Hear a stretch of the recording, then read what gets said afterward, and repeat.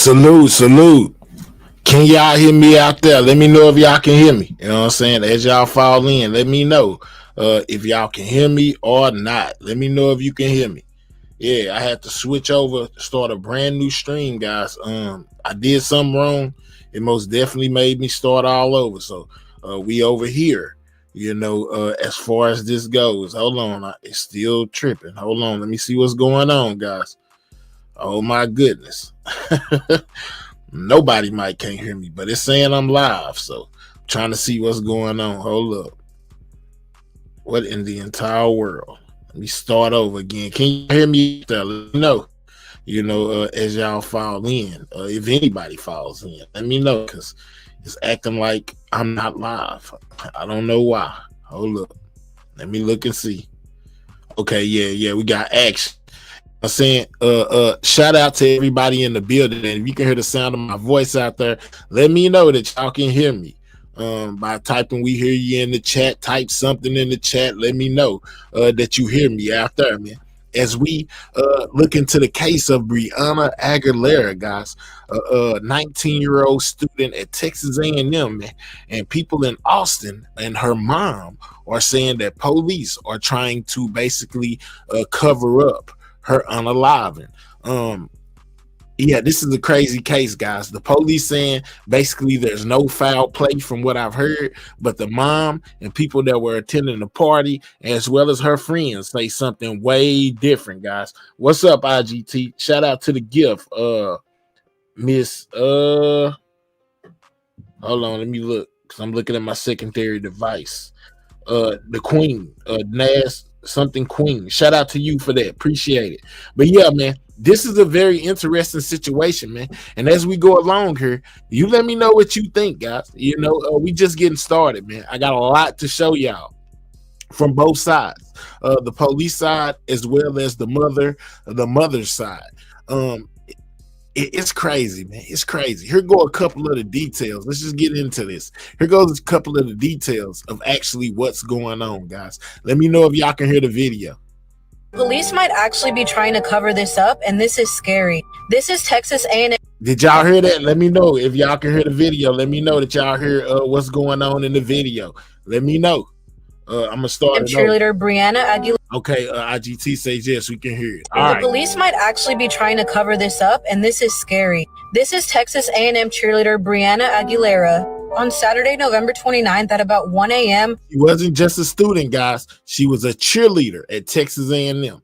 Her body was found outside of an apartment complex on off-campus apartments in Austin, Texas. The Austin Police Department is claiming that Breonna jumped from the 17th floor, that's where the apartment that she was at was on, and that there is no foul play involved and that there were no suspicious circumstances. But her mother does not believe this, and she is fighting for answers. Breonna's mother, Stephanie Rodriguez, says that there are many inconsistencies with this story. Now, remember, I told y'all that the mom didn't believe it. The mom is fighting tooth and nail, for this case to be investigated properly by the authorities. But let's continue. And that a lot is not adding up. For one, Breonna's mom said that the night that Breonna died, her phone was on Do Not Disturb, which is very unlike her, that she never does that. She also says that she knows for a fact her daughter would never jump. Breonna's mom also says that she has proof that Breonna and another girl who was in the apartment that night on the 17th floor, that Breonna and this girl had been fighting that night. And that when she tried to present this... Oh, there goes the first clue, guys. She was into it with somebody at the party, according to her phone. Her mom says she was fighting with another girl. But let's continue. To the authorities and the investigators, they did not care. She also said that the police were not allowing her, the mother, to go to a scene where Breonna's phone was pinging from.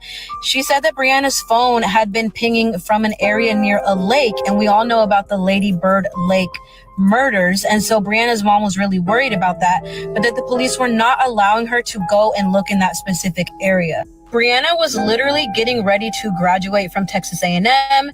She was studying to be a lawyer, and she was super passionate about that. She was also a cheerleader, and she had so much to live for. Her mother and her family find it highly disrespectful and suspicious that the Austin Police Department is pushing no foul play and no suspicious circumstances when they haven't even done a thorough investigation yet, and her cause of death has yet to come back.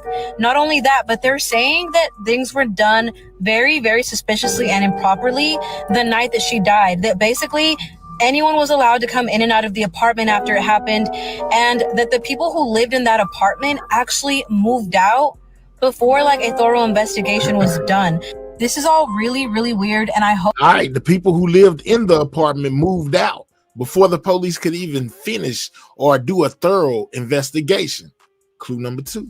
that her family gets justice, because if something did happen to her, which it really sounds like something may have, a thorough investigation needs to be done. Everyone needs to be interviewed, and no stone needs to be left unturned.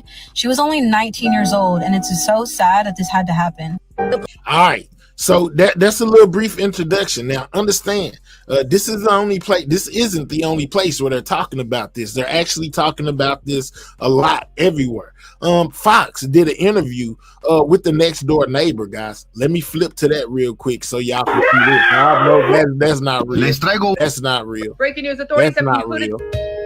That's not real. Well, this is a grieving thing. I gotta go through here to find everything I want y'all to La see. historia de Brianna Hold Aguilera. on. Her phone was on do not. Hold up. Another heartbreaking news. Hold up. Another call.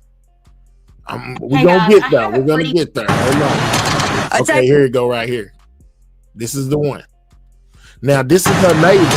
A Texas A&M And student friends is that was found also dead at on the a party. sidewalk in downtown Austin. The police are saying there's no suspicious circumstances surrounding the 19-year-old's death, leaving everyone with more questions than answers. We were just like, okay, like, so what happened? The Austin Police Department received reports about an unresponsive person outside of the 21 Rio apartments in the West Campus neighborhood on Saturday morning. Officers arrived to find the body of Brianna Aguilera. We was actually trying to get into the apartment and the whole street was blocked off. UT student Dana Rodriguez says Aguilera was staying in a unit across the hall from her on the 17th floor. So were you thinking like, oh, this is just like normal party stuff? Do you hear stuff like that a lot here? I do, but this was like kind of different. Rodriguez tells us She says, I do witness a lot of parties, but this was kind of different. This is the person that was next door from this tailgate party. heard arguing coming from the apartment. She heard arguing. Y'all hear that? She heard arguing coming from the apartment. coming from the apartment, which lines up with what Aguilera's mom reportedly found on her daughter's phone. Text messages showing that the teen was fighting with one of the girls she was staying with that weekend. I heard a lot of running, and then we started hearing screaming and stuff. My parents said that it sounded like, something really bad happened, and that's why we were a little suspicious. APD states that Aguilera's death is not being investigated as a homicide, but Aguilera's mom says she was afraid of heights and wouldn't jump 17 stories. We asked the people who live there if they think it's possible she fell. I don't think so, because He don't think that she fell. it's pretty like protected, like they got the rail covering and everything. You need like a chair or something to kind of leverage yourself. It's here to me. It could have been here for her. So that's why I'm like, it's just really confusing to me. No matter how many times investigators say there's no suspected foul play, Aguilera's mother believes something happened to her daughter, and she wants answers. My condolences to the family. That's something rough that no parent should really have to go through. So this is Aguilera, guys. This is Brianna. All right, so we heard the initial synopsis. Then we heard from some of the people who stay next door, and one guy to say he was trying to get in there, and they find it very unlikely, just like her mom, that she actually jumped or fell, from this balcony, guys. Her mom says that she would never, ever, jump from there. She was afraid of heights. So her to wind up unalive in this manner is shocking, right? This ain't all. Hold on, just wait. Let me close this out real quick. Let's get off of there. Because now we go to mainstream media. What's up, Ghost Gang? I'm a subscriber, Envy Channel. Salute to the chat and Mahel. What's up, Ghost Gang? Appreciate it. If she let me make sure I got y'all in here. They say if she was blonde haired and blue eyed, it'd be a national investigation. Okay, all right. So let's go here, because like I said, that ain't the only spot that was talking about it. We most definitely get more into this situation. Check this out. All right, so this is what the mainstream media is reporting on Brianna, guys. You know what I'm saying? As we get right down off in there. Let's go. Texas A&M was found dead hours after a football tailgate in Austin, Texas. And here is what we know. Brianna attended a tailgate on Friday, which was November 28th, reportedly getting kicked out after becoming too intoxicated, and then later returned to a friend's apartment. Brianna's mother says she stopped responding to her phone around 6 p.m. They said that she got kicked out of the party for being too intoxicated. Another part of this is she lost her phone. They said her phone was found by some creek where other unalivings, by a person who has taken out multiple people. I only say it like that because YouTube is very sensitive, but it's a lot of moving parts to this. Check it out. Intoxicated, and then later returned to a friend's apartment. Brianna's mother says she stopped responding to her phone around 6 p.m. that night. Hours later, she was found outside of the apartment complex, unresponsive, and police are not investigating this as a homicide, telling her mother that she either fell 17 stories or jumped to her death from that apartment building. Brianna's mother, Stephanie Rodriguez, joins us now. Here's Mom, guys. Listen to what Mom has to say. Thank you. I know that you never thought you would be in this situation. As a mother, my heart goes out to you. So we all apologize, and we're so sorry for what you're going through. But tell us what you know. What happened that day? My daughter attended the tailgate. She left happily. She had just come home from College Station. We were expecting her around this time next week to stay for a month and a half. She left in the early hours of Friday around 8:30 a.m., arrived in Austin with her friends. She told me she had gotten there. She had shown me her outfit. She FaceTimed me. It was a rule.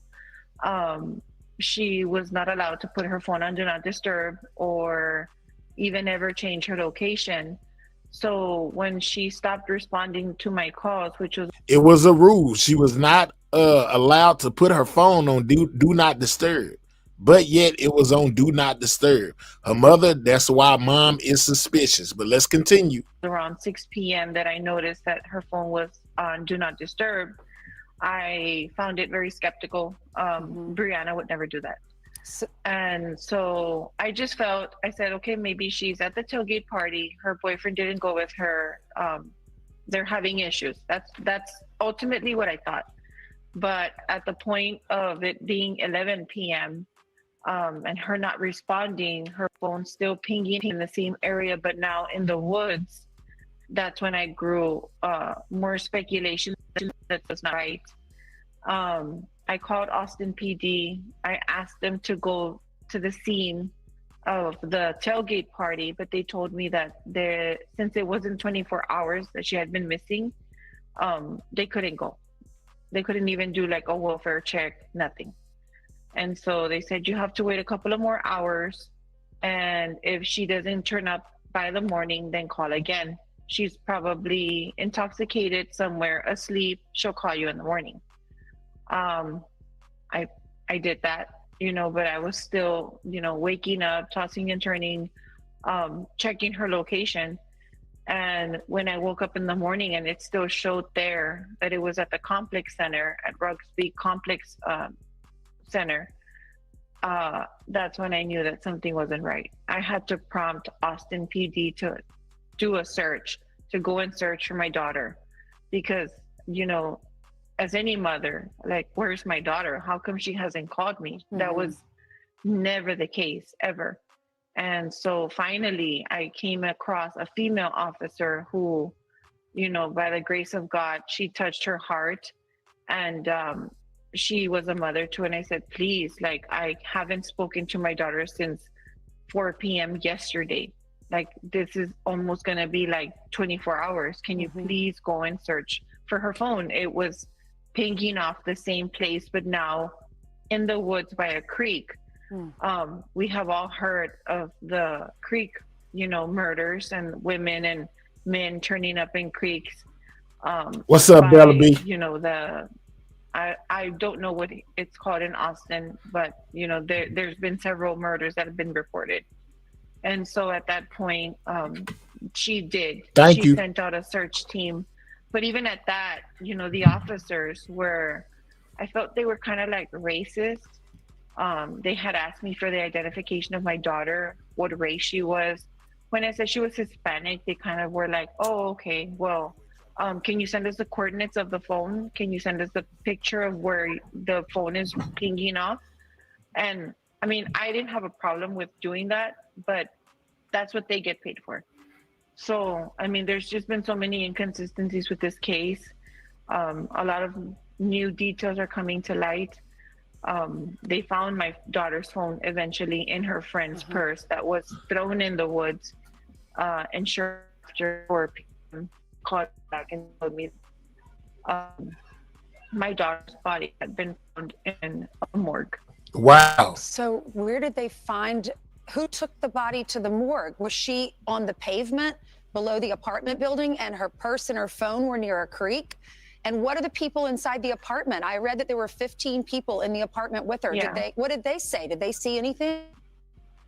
No one wanted to answer my phone calls. By this time, I had already spoken to her boyfriend. He had given me all the numbers to the people inside the apartment, and no one was answering. I went ahead and called Austin Police Department again, and they weren't giving me any answers.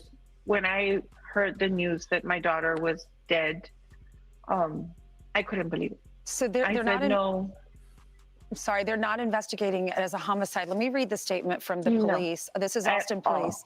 They say multiple detectives continue to interview witnesses, gather evidence, and work carefully through the details of this incident. At this stage in the investigation, the facts obtained do not indicate that this is a homicide. This case continues to be treated strictly as from death authorities, guys. And there's no evidence to suggest or support any suspicious or criminal circumstances surrounding Miss Aguilera's passing. The cause of death will be determined by the Travis County Medical Examiner's Office. I know they're waiting on toxicology reports. They're saying it was either accidental death or it was a suicide, but you say your daughter was not suicidal. No, she was not. And even her father and I actually had to travel up to Austin to talk to the investigator, and we actually demanded to be switched detective because he was just very rude, still super rude. I was planning my daughter's funeral today, and he was like, so do you want to see like where your daughter fell from? And we had been asking that when we were in Austin yesterday or Monday. I just thought it was very rude. He hasn't taken this investigation seriously. Everyone vacated the apartment. The person living at the apartment left. I am a mother of a college student who, as you can see, mom is very desperate for answers, guys. She's not believing what the police are saying. Do y'all agree or not? Let me know as we continue to listen and observe and put together exactly what's going on.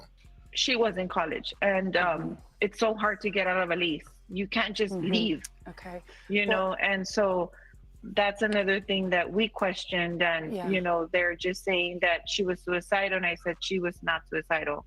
We looked at the rail. Yeah. Well, my Stephanie, daughter's not that tall. Yeah, a mother knows. A mother knows when their child is suicidal or having depression issues. And you say that wasn't the case here. We're so sorry for your loss. Hopefully someone will see this interview and come forward, because these college games, this is their biggest game of the season, playing their rival. Hopefully someone saw something and will call police or call you and let you know the details, because people are everywhere on these campuses. People had to see something. Thank you so much, Stephanie. God bless you. We're keeping you in our prayers. All right, so with that said, y'all heard what mom had to say. Some of y'all agree, some of y'all don't. Let's keep going. In this case of Brianna, guys. Brianna Aguilera was her name, 19 years old, guys. They most definitely said there was some back and forth between her and another lady that was at the party, a young lady that was at the party. Her phone came up missing. She said she lost it. You know, they say she lost the phone by a creek or whatever. Man, this whole thing is crazy, y'all. Check this out. There's more. We got plenty more on this whole situation. Some people are not believing this at all, that she could have jumped on her own from that balcony, guys. And Fox News contributor and former NYPD inspector, as well as attorney. You too. Let's bring in Paul Morrow. Paul, it's a lot of stuff that's fluid. Typically, we had the mother on earlier this morning. A lot of things that she brought up is typical police officer procedure, but when you're a grieving mother, you don't know any of that. You don't hear any of that. That's right. That's right. All you're thinking about is your family member. So let's tease out some of this. First of all, she has hit her majority. She's 19. She's an adult, right? Unless you have indicia of foul play, unless you have some really suspicious circumstances that indicate that the person as an adult is a danger to themselves or others, it's generally not carried as a missing person. This changed when the body was found. There are, however, some questions here, and you and I were talking about them offline. The main one that jumped out at me, and the fact pattern that we know, is that her phone was found in a friend's purse in the woods. In a friend's purse, where the body was found. Now, did y'all hear that? Say to yourself, what is her phone was found in a friend's purse by a creek in the woods. Not just laying there, you know. It was reports that she lost her phone. Did the friend take the phone on purpose? I don't know, you know. But as we get farther, you guys will start to see exactly what it is that I'm talking about. Shout out to everybody in the building, man. Please take time to double tap that screen, guys. I know we usually be over here on politics. I just thought this was a rather interesting case, and I most definitely wanted to have a look at it myself. Double tap that screen if you're on a mobile device, or click those three dots, hit that thumbs up. That's another way to like the channel, guys. Likes help the channel. Most definitely appreciate everybody that hit that like button. Make sure you subscribe to the channel if you are new. Fact pattern that led to that. Right. There's a lot of interviews that have to be conducted here. You notice that the police are leaning very heavily on the ME report. They're saying, let's wait for the cause of death. They're likely going to want to see the toxicology before they make any big statements here. That can take a couple of weeks, depending, because you have to test for various things, and some of them take longer. It may be a little while before the real facts emerge here. One thing I would say, though, is, you know, it was a very cautious statement that the police put out. There was that series of deaths in Lady Bird Lake down there in Austin. The mom talked about that. She talked about that, and that's a patina that lays over this thing. And to be frank, that was never wonderfully handled by the Austin Police Department. I'm just going to be frank. I say that as a cop. You know, I know what it's like on the police side of things, but I actually spoke to that agency, and their answer was essentially, we put out a statement, nothing to see here. They needed to do, I think, better in that one. And I think that in this one, to say now, we don't see a homicide, but we're waiting to see, I would have softened that, because we don't know what's going to come back from the ME unless they have some fact here, maybe video or something that they can really lean on. I think at this point, you have to say, let's wait and see. Copy that. I want to play this because this has become a big story, because it talks about the crime that's happening in a place that you use the police, and that's New York City. This is a student recounting the assault that took place on Monday. Let's watch. I should not be scared to be walking the street to go to my... All right, so this is another story as well that broke around the same time that this one happened, of Amelia Lewis, who basically is a New York college student. You know what I'm saying? She most definitely was assaulted, guys. It's crazy. Check this out. 9:30 a.m. class. These people are disgusting, and they should not be able to be walking around the street freely, targeting girls and doing this. I'm honestly still in shock, but I'm more enraged that things like this are able to happen in this city, and we really need to do something about it, because this is unacceptable. She's totally right. It's unacceptable, but it's been happening for a while. Yeah, it really has. More power to her for speaking up here. It would have been very easy for her to just go along with her day. She's got a New York story to tell. That's not a good one. Yeah. And then that's the end of it. She goes on social media. She publicizes this. And I'm going to be honest here. Okay, so Paul wants to know if he's being recognized in the comments. He says her friend had her phone because it's typical for women to ask friends to hold items they cannot do to their outfit, not complete with matching whatever in bag. Okay, all right, but why throw the phone by the creek in your purse if you're just holding it for you have nothing to do with it? Why would you throw the phone down in the woods by a creek? I'm just asking, sir. Saw it and double tapped it and tagged the NYPD, which other people I'm sure did as well. My point is the idea here was to keep it in the news because then it's going to get some attention. And unfortunately, there are so many of these. And you knew once it got this kind of play, the detectives were going to get on it. Once they have the resources, they're going to get you. I know these detectives. They really are great. They know the terrain here very, very well. The problem is he's probably out already because this happened in Manhattan. It's Alvin Bragg.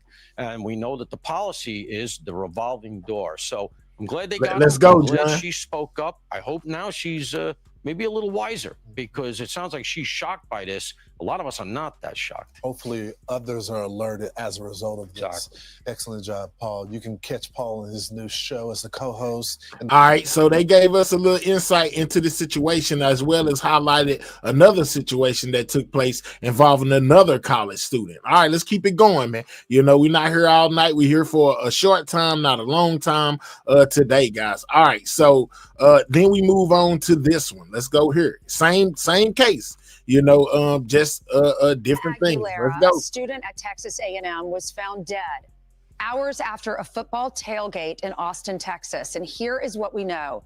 Brianna attended a tailgate on Friday, which was November 28th, reportedly getting kicked out. This is the timeline, guys. Becoming too intoxicated. This one right here shows you the timeline of events, guys, of what took place with Brianna. Here is what we know. Brianna attended a tailgate on Friday, which was November 28th, reportedly getting kicked out after becoming too intoxicated, and then later returned to a friend's apartment. Brianna's mother says she stopped responding to her phone around 6 p.m. that night. Hours later, she was found outside of the apartment complex, unresponsive, and police are not investigating this as a homicide, telling her mother that she either fell 17 stories or jumped to her death from that apartment building. Brianna's mother, Stephanie Rodriguez, joins us now. Stephanie, thank you so much for coming. And Mom, back again. Thank you. I know that you never thought you would be in this situation. As a mother, my heart goes out to you. So we all apologize and we're so sorry for what you're going through. But tell us what you know. What happened that day? Hey, TC. My daughter attended the tailgate. She left happily. She had just come home from College Station. We were expecting her around this time next week to stay for a month and a half. She left in the early hours of Friday around 8:30 a.m., arrived in Austin with her friends. She told me she had gotten there. She had shown me her outfit. She FaceTimed me. It was a rule. She was not allowed to put her phone on Do Not Disturb or even ever change her location. So when she stopped responding to my calls, which was around 6 p.m., that I noticed that her phone was on Do Not Disturb, I found it very skeptical. Brianna would never do that. And so I just felt, I said, okay, maybe she's at the tailgate party. Her boyfriend didn't go with her. They're having issues. That's ultimately what I thought. Her boyfriend didn't go with her. She's having issues. Now, as this goes on, guys, you're going to find out that she actually called her boyfriend from somebody else's phone. She borrowed a phone because she had lost her phone, which kind of throws away. Well, I'm going to say not really throws away because maybe she was so intoxicated she forgot that she asked that friend to hold the phone, that threw the phone in her purse by the creek. But anyway, you'll find out that she called the boyfriend and they argued about her being at this party. But let's continue. But at the point of it being 11 p.m. And her not responding, her phone still pinging in the same area, but now in the woods, that's when I grew more speculation that was not right. I called Austin PD. I asked them to go to the scene of the tailgate party, but they told me that since it wasn't 24 hours that she had been missing, they couldn't go. They couldn't even do like a welfare check, nothing. And so they said, you have to wait a couple of more hours. And if she doesn't turn up by the morning, then call again. She's probably intoxicated somewhere, asleep. She'll call you in the morning.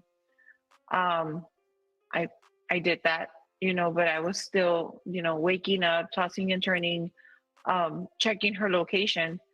And when I woke up in the morning and it still showed there that it was at the complex center, at Rugsby Complex Center, that's when I knew that something wasn't right. I had to prompt Austin PD to do a search, to go and search for my daughter, because, as any mother, like, where's my daughter? How come she hasn't called me? Mm-hmm. That was never the case, ever.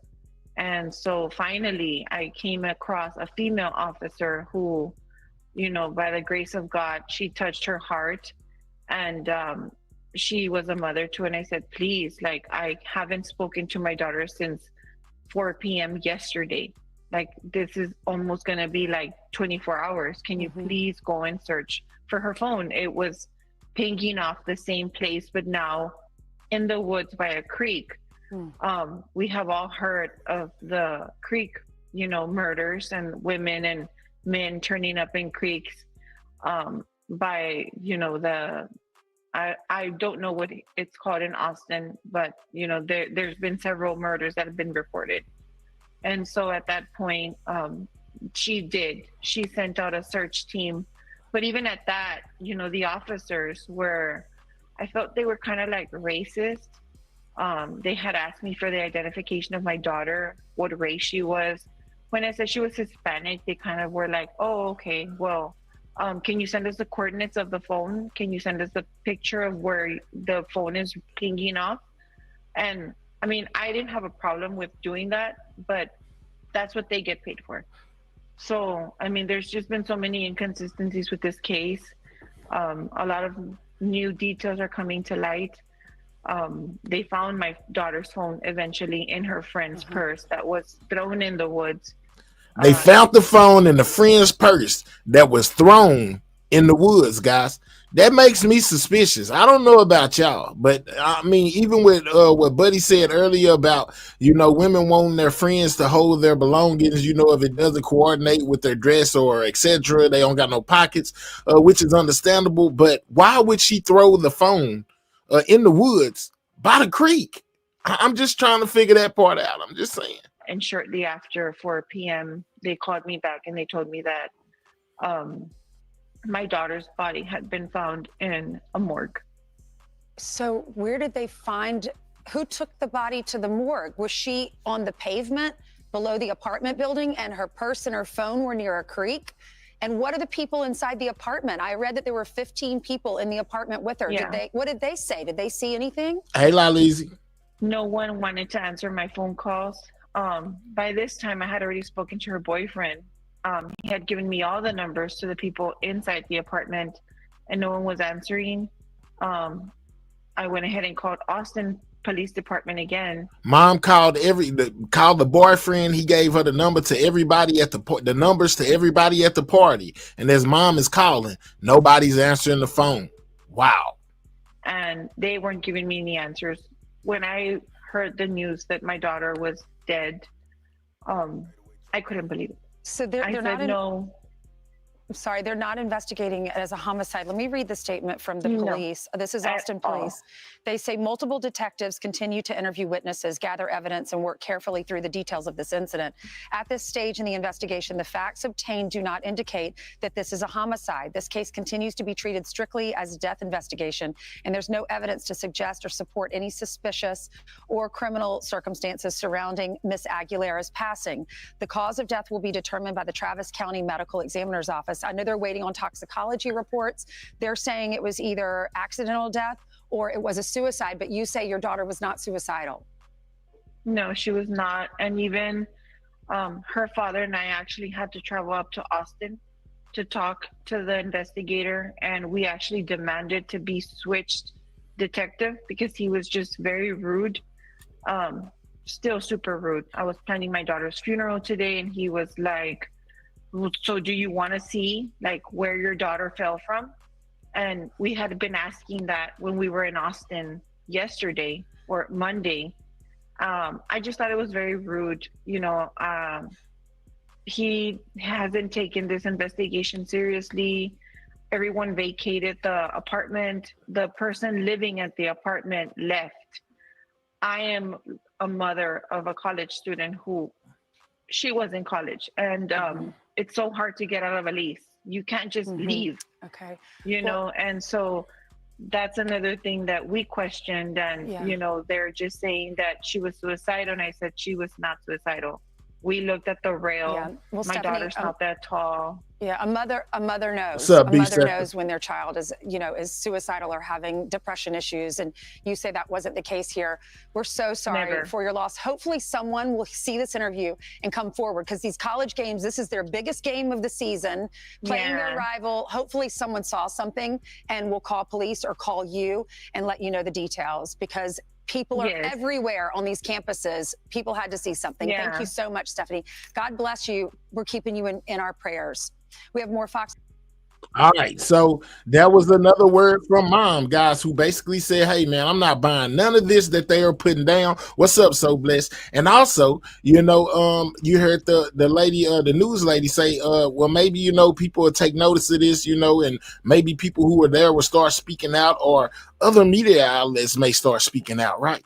Well, it caught the attention of a major news outlet. In my opinion, I watch all the time. We most definitely exercise the Copyright Act of 1976, I think it is. For all videos played, these are for educational purposes only. All right, so check this out, guys. It most definitely caught some attention, and it got attention from who else but Nancy Grace, guys. She most definitely reported on this whole situation, and Nancy herself is not buying what's being put down. Let's check out what Nancy Grace had to say about all this. Breaking news tonight: a tailgate party shock. A gorgeous, young, glamorous Texas A&M honor student. Look at her. Beautiful on the inside and the outside. Brianna is dead. And in the wake of her death, a stranger, a passerby, finds her dead on the street. Her so-called friends all clam Her friends clam They up. go radio silent. They won't answer phone calls. They won't speak to her mother. They vanish to the four corners of the earth. Why? What happened to Brianna? That night, that day, her mother, Stephanie, had a premonition that Brianna should not go to the tailgate party with these friends. But it was a huge party, and Brianna had been home for Thanksgiving with her family, just so happy. She was already heading to law school. At this young age, she was so smart, she had taken classes ahead and had advanced quickly through Texas A&M. She was an Aggie. She was looking forward to taking the LSAT. She was ordering her Aggie ring with her mom. And suddenly she's dead. I'm Nancy Grace. This is Crime Stories. I want to thank you for being with us tonight. Tonight is important because the Austin PD are telling me that there's nothing suspicious about this case. And I call BS. Joining us today, Nancy calls BS. You know what I'm saying? I told y'all it caught some attention. Everybody's not believing the story that's been put out by the Austin PD, guys. If you're in the building, make sure you take time to double tap that screen, guys. That's how you hit the like button if you're on a mobile device. Or you can click those three dots, hit that thumbs up. That's another way you can like the video. We ain't asked you for any money, only to hit the like button, guys. Let's double tap that screen if you're on a mobile device, or click those three dots, hit that thumbs up, man, as I give y'all all the information I can find on this situation that's going on in Austin with Brianna Aguilera, guys. Let's let Nancy continue. Tonight is a very special guest, a woman I've looked forward to speaking to.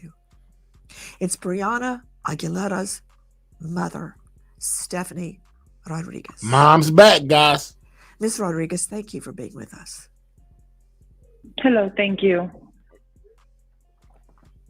I do not believe your daughter, your beautiful girl, What's up, committed Mr. Himself? suicide. I want to start at the beginning. She came home for Thanksgiving. She had a wonderful time. She was happy, and she wanted to go to this big Longhorn showdown, big rivalry football game. What happened? So she came home for Thanksgiving. We enjoyed it. You know, she was a great big sister. She took her little brothers to the movies. She liked being happy. She was the life of the party. Entertained my fiance and I a whole night singing Phantom of the Opera, singing Wicked. You know, it was nothing out of the ordinary for me. This was the last thing that I was ever expecting to happen to my daughter. And so she left the early morning hours of Friday to the tailgate party. And she texted me when she got there. We had a rule. You get there, you text me, you call me, you don't put your phone on Do Not Disturb, and you don't turn off your location, especially because it's Austin. I was very worried about it. My fiance and I were actually going to travel up there with her to watch the game because we're big, huge football fans, as so is Brianna. And A&M has been undefeated up until that game. And, you know, something just said, like, we need to go with her. But we were exhausted. I'm a travel nurse, and he works out of town, too, traveling also. So we just didn't make it. You know, we said, okay, well, no, we'll watch her from home. But please be safe. You know, text us if anything. Text us if anything. Don't trust anyone. And she said, yes, Mom, I know. So shortly, one thing led to the other. You know, she FaceTimed me the way that we had rules, showed me her outfit, was excited, was happy to be in Austin with her friends. But then shortly after 4 p.m., which was the last conversation I had with her, at 6 p.m., her phone went on Do Not Disturb, which to me was skeptical because that was one of our rules. But, you know, I had her on location, so I knew her whereabouts. Around 11 p.m., once the game was done, and she still didn't reply, she still didn't answer, that's when I started to grow more suspicion of what's going on. Her phone was still pinging in the same area, but it was pinging closer towards the woods, because where the Rugby Complex Center is, the creek is right next to it.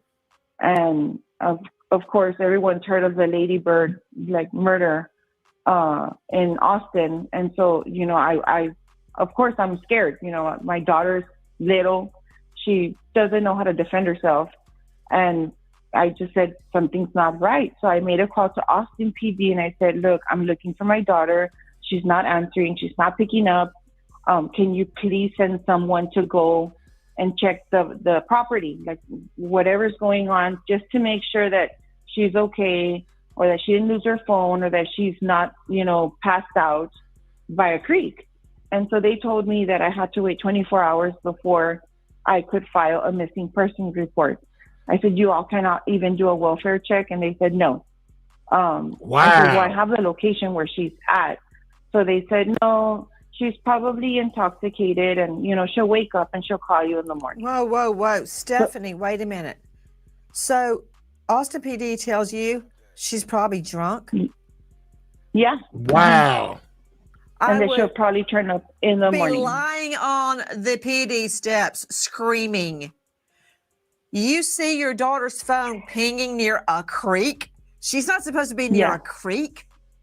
No. Wasn't the phone found in one of the friends' purse? Yes. Mm-hmm. Because I gave them the coordinates.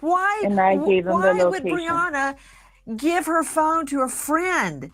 I mean, you can't pry the phone out of my twins' hands.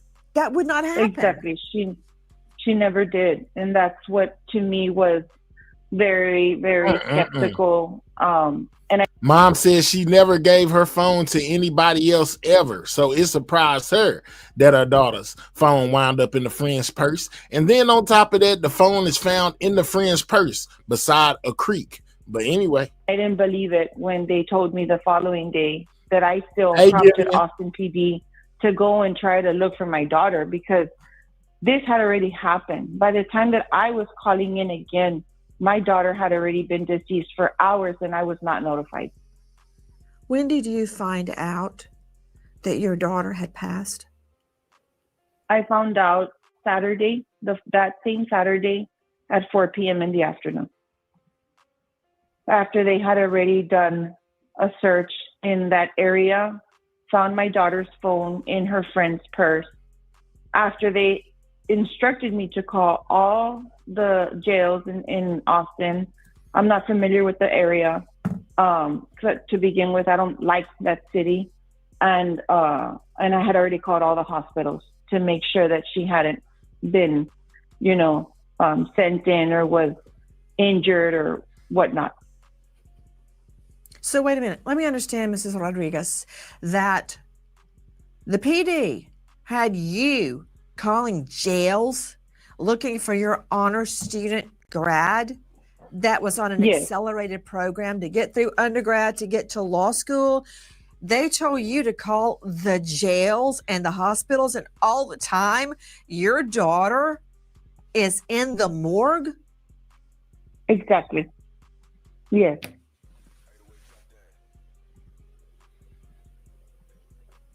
Sad, guys. I don't know whether to scream or to cry right now. So, okay. When did they finally call you? When did you say? When I got the news, that's exactly what I did. I yelled. I said, it's not true. You have the wrong person. How come no one has come to tell me? How come no one has notified me? I mean, how can a person be deceased? She had been pronounced dead around 12:56 to 1 a.m. in the morning. And this is already 4 p.m. that same day in the afternoon. How come? And the friends already knew, yet he instructed all the friends not to talk to me. And I was calling them like crazy. I was calling all Who of the instructed people. the friends not to talk to you? The detective instructed the detective, guys. So the police told the friends not to talk to the mom, guys. Instructed them, don't talk to mom. And then people wonder why people are like, man, this is not making sense at all. I'm just blown away, guys. Let's most definitely get those likes past 100. We need 25 more likes, guys. 25 more of y'all viewing. Double tap that screen if you're on a mobile device, or click those 3 dots, hit that thumbs up, man. What are y'all thinking so far? This sounds like a bunch of crap. I ain't gonna lie. Why would you tell the friends not to speak to the mom? Mom's trying to figure out what's going on with her daughter. The police are telling her to call everywhere, all the rest of the police stations in Austin. The friends already know what's done happened, and nobody's telling mom anything. This is crazy. A group of friends that he supposedly interviewed, he instructed them not to answer my phone calls. How did you learn that, Ms. Rodriguez? He told us in the interview that we had on Monday. Why? What is his reasoning for the friends not speaking to you? He just said that it was an ongoing investigation and he didn't want me to portray anything other than, I guess, to think what I'm actually thinking is that one of them shoved my daughter off that balcony. Isn't it true, Ms. Rodriguez, that your daughter was texting you and telling you just before her death, where she is hurled off 17 floors? By the way, 17-story building, guys. There's no way she'd get out on that balcony. She would not even ride the roller coaster at Disney. Never. She would not. All not the even friends the went house over and over and over, and she waited down on the ground because she's afraid of heights. Isn't that true? Yes, it is. She never got on roller coasters. She wouldn't even go on a cruise. We had actually planned a cruise for this Thanksgiving, and I had to cancel it because she absolutely said, I'm not going to go. Like, what if I fall off? You know, she was very involved, like, and she was always on TikTok, and she knew a lot about everything, especially studying law. And she was at the Bush School in Texas A&M. And she was like, no, Mom, I'm not going to. Have you not seen those videos of people that fall over the rail and they drown? And she was just, no, she wouldn't have it. And that's why I have a very hard time believing why this detective says, well, she accidentally fell. If you see the rail, Miss Nancy Grace, my daughter was a short person and she was a small frame girl. There's no way. She took a picture of herself with the other girls, and the rail is up to her What's shoulder. up, like-minded elite? Someone had to have picked her up and pushed her over. Listen. Austin PD recovers Brianna's phone, though they haven't said where, returning the device to her grieving mother. Stephanie says her daughter's texts indicate she got into a fight with one of the other girls staying at Rio 21 Friday night. When she highlights the texts to an officer, he tells her they are not investigating. Y'all hear that? Listen. Said where, returning the device to her grieving mother. Stephanie says her daughter's texts indicate she got into a fight with one of the other girls staying. Her text messages indicated, after Mom got the phone and went through it, her text message indicated that she got into a fight with another girl at the party. Stephanie says her daughter's texts indicate she got into a fight with one of the other girls staying at Rio 21 Friday night. When she highlights the texts to an officer, he tells her they are not investigating Brianna's death as a homicide. I just want them to stop saying that they're not treating this as a homicide case. Someone did something to my daughter. That from WOAI. I'm very curious, Ms. Rodriguez. Your daughter's phone was found in the purse of one of her friends. Where was the purse? Shanquilla Robinson, absolutely. The purse was by the creek next to the complex center where the tailgate party was at. So someone put the phone in the purse and threw it down toward a creek. Someone took the phone from my daughter, put it on Do Not Disturb, and somehow ended up by a creek. Yes. Also, there was a fight between Brianna Aguilera and friends just before her death. Yes, there was a fight between Brianna and her friend, well, what I thought was her friend, and it's clear in day and night because her boyfriend was the one stating, you know, that there had been an altercation between her and Brianna because she kept sending videos to Brianna's boyfriend, Aldo, of Brianna being around other guys. But I mean, it's a tailgate party. It's not all going to be all women, you know? And I think at this point it was just consistently jealousy. You know, they were jealous of my daughter. I had already told Brianna I never liked those two girls that she was hanging out with. Her boyfriend didn't like them either, you know, and a lot of people in Brianna's friend group didn't like them, which prompted a lot of people not to even go to that tailgate party with my daughter because they just didn't have a good feeling about those two girls. They took her phone away, and one thing led to the other. Now, there was a fight that happened between my daughter and another girl, and they were all staying in the same apartment guys. That I have actual text messages of. And just like Baldwin said, man, this reminds me a lot of the Shanquilla Robinson case. I don't know if any of y'all have ever heard of her, but she was most definitely on vacation with some of her so-called friends in Cabo, Mexico. She wound up getting into a fight with one of the girls that was there, and basically she unalived. And the friends were basically never charged for the unaliving, man. This most definitely reminds me of that case. That's crazy. He disregarded them. Brianna's friends are questioned for the first time at 1 p.m. Saturday, more than 12 hours after she was found dead. The friends were allowed to come and go from the apartment as they pleased and had plenty of time to get their story straight. Stephanie says the group of 14 refuses to speak to her, and the person who lives there has now vacated the apartment. That from KSAT 12. With me is Brianna's mother, Stephanie Rodriguez. Miss Rodriguez. Absolutely, Mary. That's isn't it crazy. true that there was a physical altercation between this so-called friend who's so jealous of your daughter and Brianna?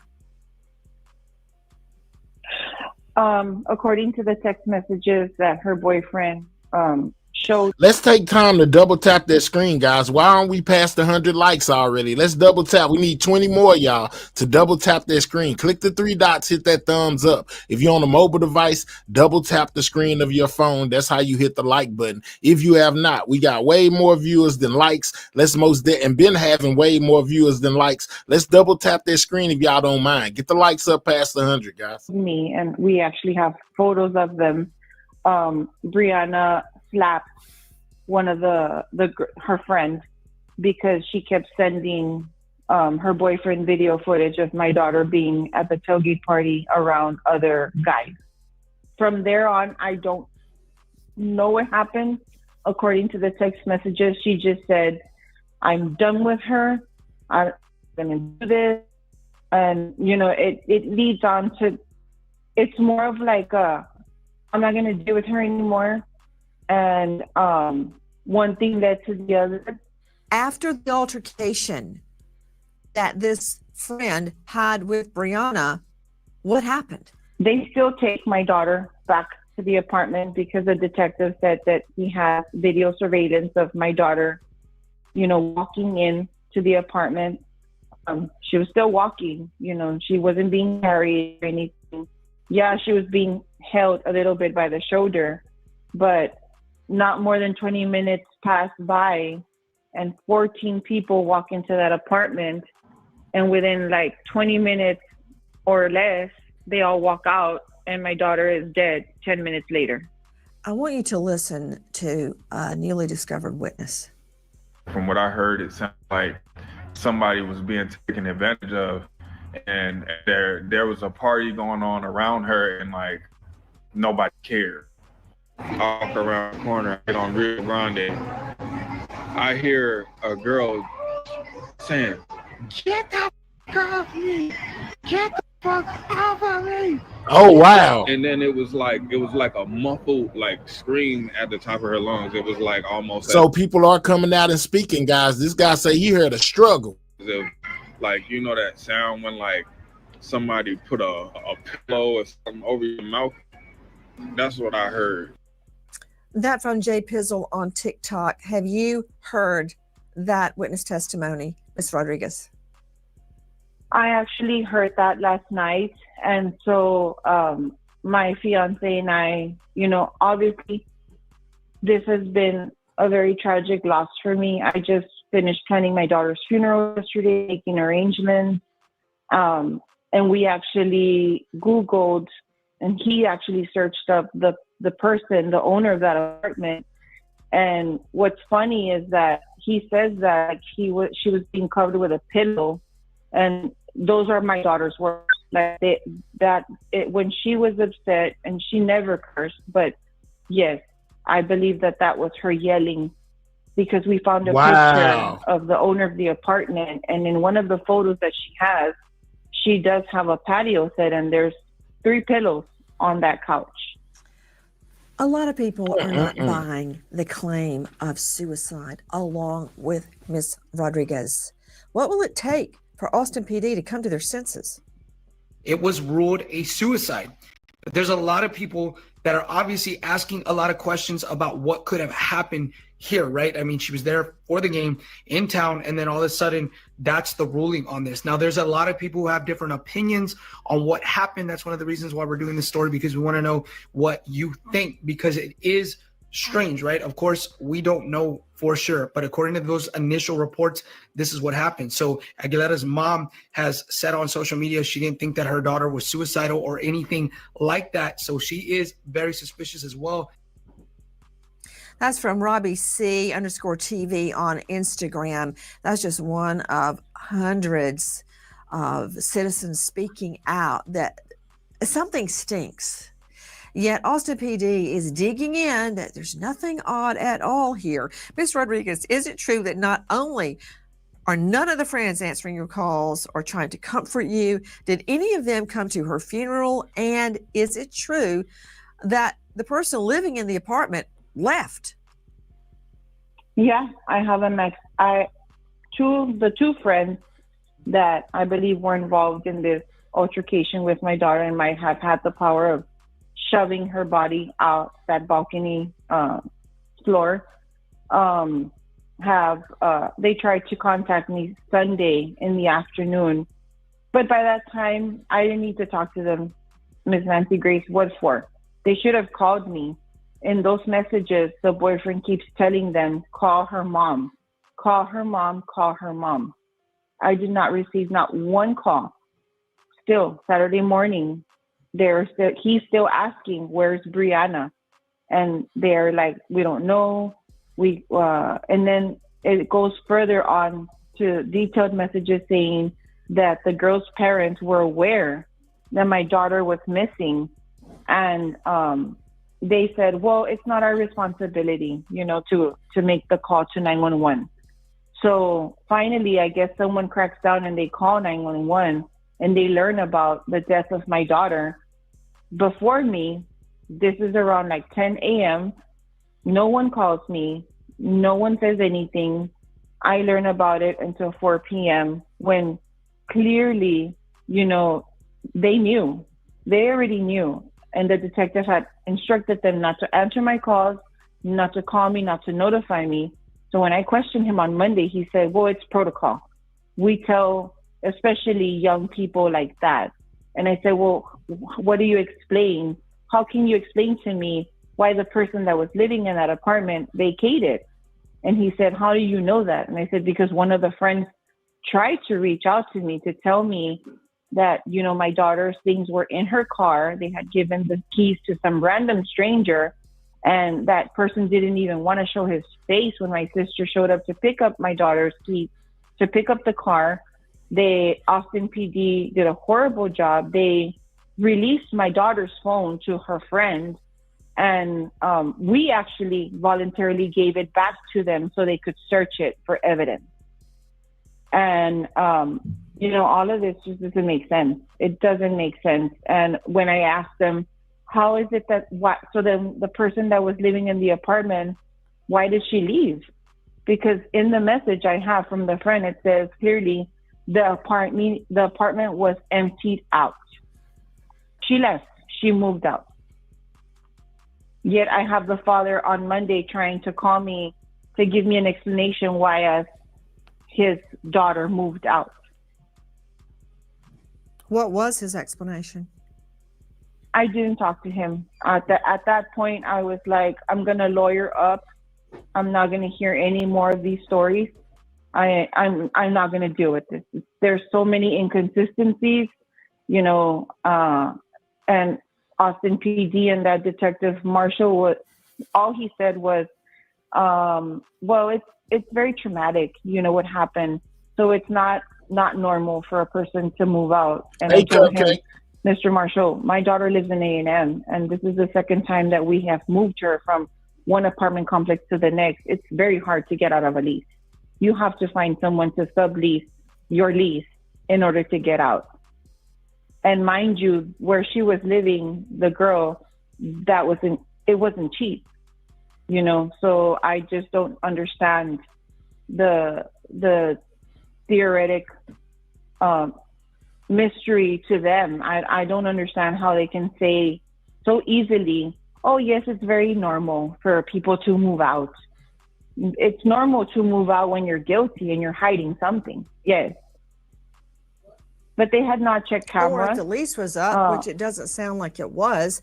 Let me ask you, Ms. Rodriguez, was Brianna ever bipolar? Had she ever been treated for depression? Had she ever self-harmed? Was she depressed? Tell me about her. Never. My daughter was full of life. If anything, she was a cheerleader her whole life. She loved to cheer. She loved to be around people. She was so energetic. She kept insisting to me that she was going to graduate early. She was already talking to me about taking the LSAT next year. We were getting ready to order her Aggie ring this next semester. She had just completed 5 classes, which was a big deal, you know, for her, because I actually wanted to pick her up the week prior for a break, but she said, I can't miss class, Mom, on Monday, because if I miss class on Monday, then I'm not going to get an A anymore. I have to do a presentation in person. So I said, okay, Brianna, then, you know, when do you want me to pick you up? And she said, no, Mom, don't worry.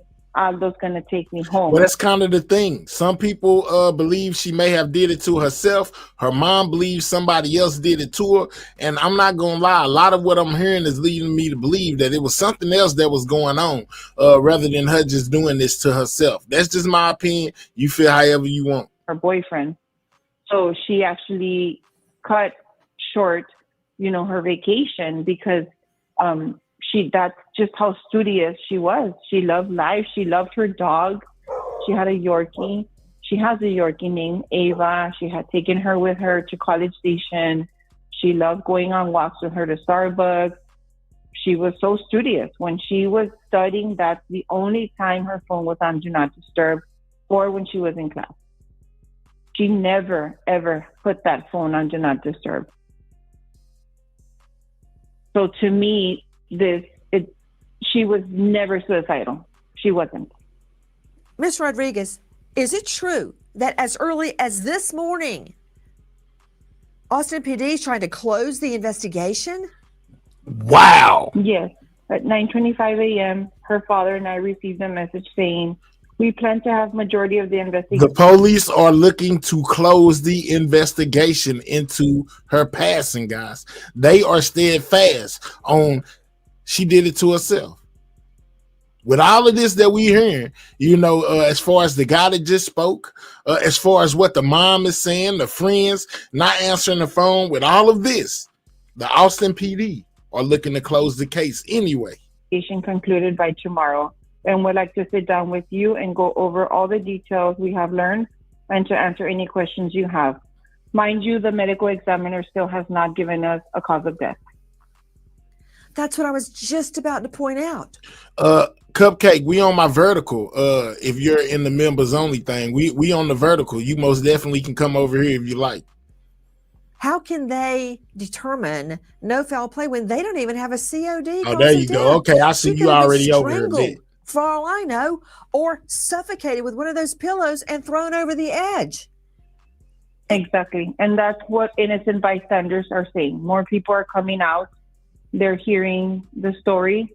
They're recognizing the details that happened that night.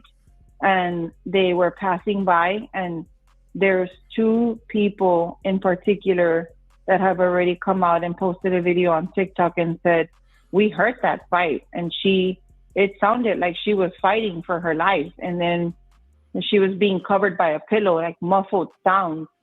And then minutes later, we see ambulances on the scene because not even her friends called, 911. It was innocent bystanders.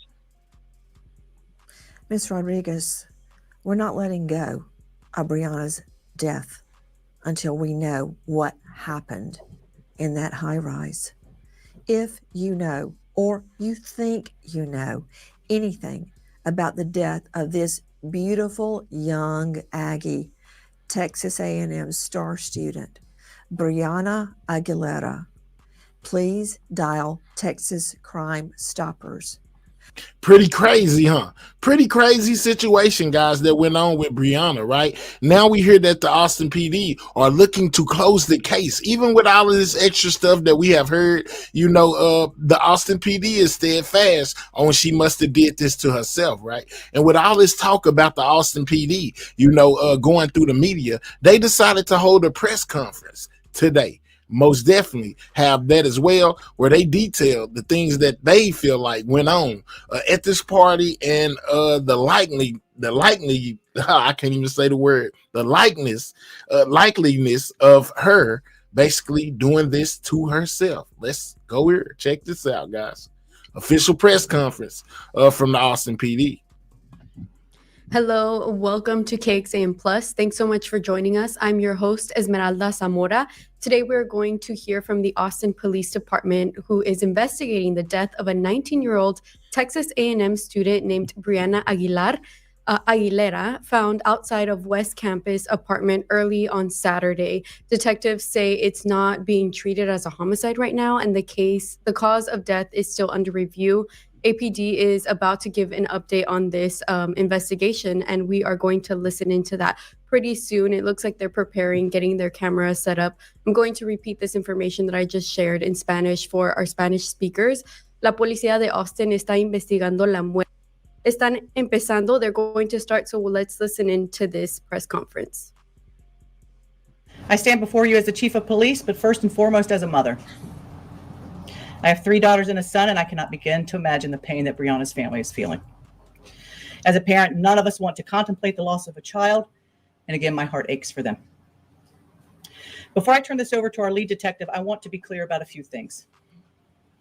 It is not common for a police department to speak publicly about a death by suicide, but inaccurate information has circulated and been reported, and that has led to additional harm of innocent people, bullying included, and their families. There have also been statements suggesting the police have failed to do our jobs. Those statements are not accurate. I understand how grief and the need for answers can raise intense emotions and many questions. But sometimes the truth doesn't provide the answers we are hoping for, and that is this case. Please know that careful investigations take time. We must interview witnesses, collect evidence, and piece together facts. Releasing partial information too early can jeopardize the integrity of that case. I want to assure everyone that our team worked around the clock. These guys do not sleep. They worked around the clock on this case. And many of them are parents themselves. We used every available resource, interviewed numerous people, gathered evidence, because we too want to understand what happened to Brianna, who was clearly loved by so many. I want to thank our homicide unit and victim services for their thorough work on this investigation and providing support for everyone that has been involved. I'm now going to turn it over to Detective Marshall, who will walk us through the timeline. Morning. First, I'd like to start off by saying that our deepest sympathies and condolences go out to Brianna and her family. During this investigation, I've had a chance to speak with numerous members of her family and friend group, both here in Austin and College Station and in Laredo. All of them, it's completely apparent that she was very much loved. Every friend and witness during this investigation has been nothing but forthcoming and open during the entire time I've spoken with them. I've been in contact with dozens of people over the past week, and every single one of them has answered my calls, my text, submitted to interviews, and helped give answers from the moment that I've asked for that help. This also includes several people submitting to second interviews freely and without hesitation. The location this happened at, the 21 Rio Apartments, have also been helpful since the very beginning of this investigation.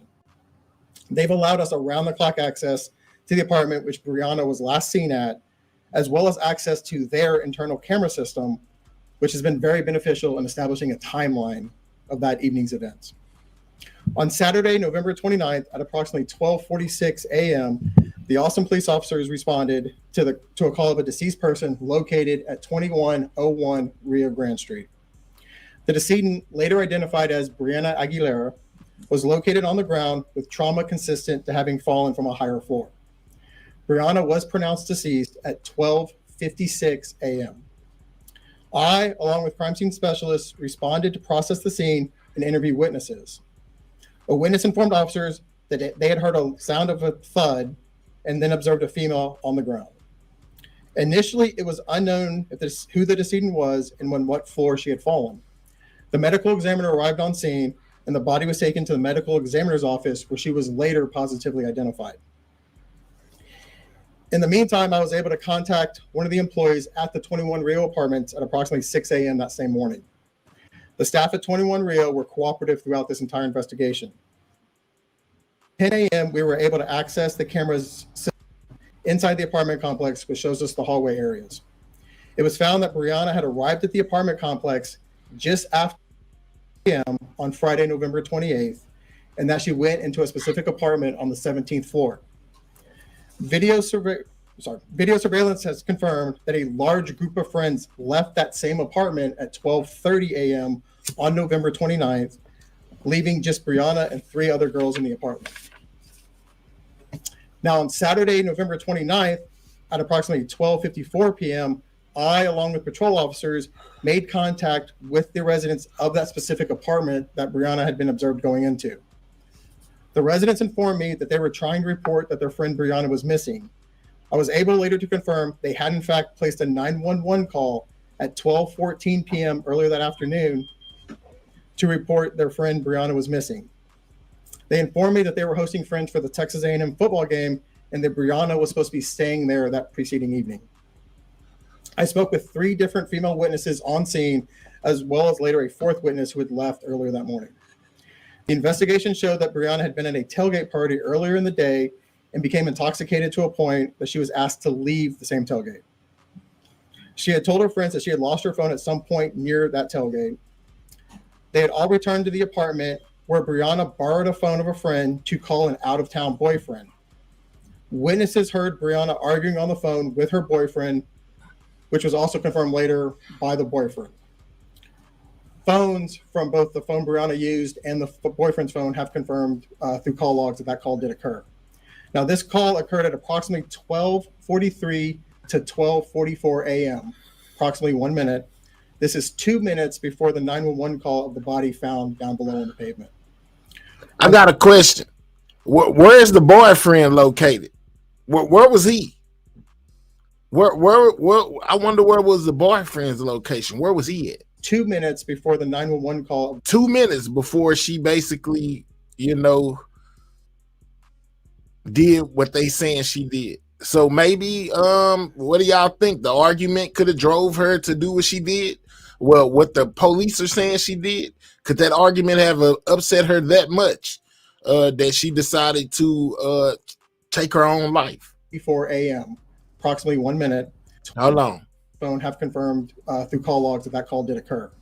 Now, this call occurred at approximately 12:43 to 12:44 a.m., approximately 1 minute. This is 2 minutes before the 911 call of the body found down below on the pavement.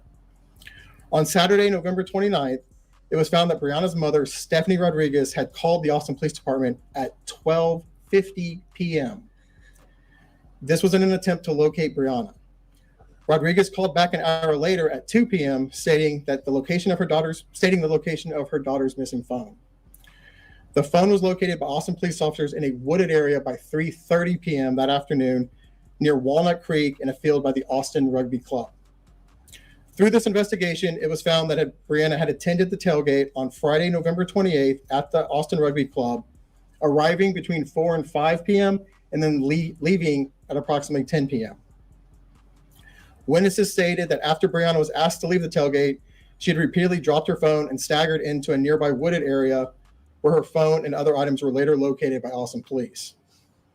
Just after 4 p.m. Saturday, November, items were later located. Dropped her phone and staggered in. Witnesses stated that after Brianna was asked to leave the tailgate, she had repeatedly dropped her phone and staggered into a nearby wooded area where her phone and other items were later located by Austin police. All right, so what about inside of the friend's purse? Where is that part? They saying she staggered into the woods, lost her phone and other items, and that's what the friends or whoever people at the party reported. But we just heard from the mom as well as the other people. Exactly, Cupcake. I said that earlier. Okay, she says, reminds me of the Tamala Harford case. What about Shaquilla Robinson, Cupcake? It reminded me of that too. But we just heard the mom say and other witnesses about the phone being in the purse of one of the friends, and the police are just basically saying like she dropped her phone a couple times and it was located by a creek. What about it being inside of this purse? They ain't said nothing about that. Let's go. Just after 4 p.m. on Saturday, November 29th, officers from the scene paged homicide to inform them that they had located the property belonging to Brianna and determined that there was also a separate deceased person call with the same name. Rodriguez was notified of Brianna's death just before 5 p.m. Brianna's phone was placed with the rest of her property still on the 17th floor of the apartment for her family to later receive. On Monday, December 1st, the mother and father Brianna met with victim services and those of us in the homicide office at police headquarters. There, Rodriguez turned over Brianna's phone and gave it back to us. A further review of Brianna's phone 17th shows floor. a deleted digital suicide note dated Tuesday, November 25th of this year, which was written to specific people in her life. From the moment this call originated up until now, between all of the witnesses, because somebody else had wrote that note and then deleted it. That's another thing that goes into, could somebody else have wrote that then deleted it? They saying that it was an unalive note, that was found. Could somebody else, a text that was found and deleted? Could somebody else have been looking to send that out and then decided, no, I ain't doing that? Statements, all of the video evidence, and all of the digital evidence collected, at no time did any evidence point to this being anything of a criminal nature. Rather, our investigation has revealed that unfortunately Brianna had made suicidal comments previously to friends back in October of this year. So we still leaning on the reports of friends who left and didn't tell the mama nothing, and then she reportedly got into a fight with one of the friends that was there. So we still listening to the friends. But anyway, continued through the evening of her death with some self-harming actions earlier in the evening and a text message to another friend indicating the thought of suicide. We recognize that hearing news like this can be difficult and may affect members of the community in very personal ways. If you or someone you know is experiencing emotional distress or mental health struggles, support is available. You can call or text 988 to reach the Suicide and Crisis Lifeline, or contact Integral Care's 24-hour helpline at 512-472-HELP.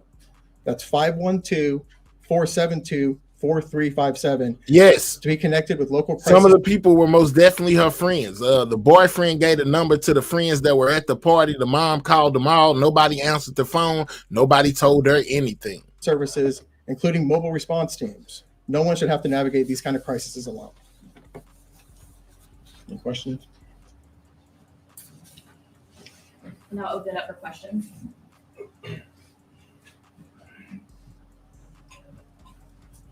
Oh, you want to stop it? John, go ahead, Brianna. Couple things. Was the mom made aware of these previous suicidal comments when you guys? We know he wasn't there, but he spoke to her and also gave the names. I know the boyfriend. We've been in here an hour. We know that he wasn't there. He talked to her on the phone. Concerns about fights that Brianna may have gotten in with other people in that apartment. Can you address those? Sure. The first part first.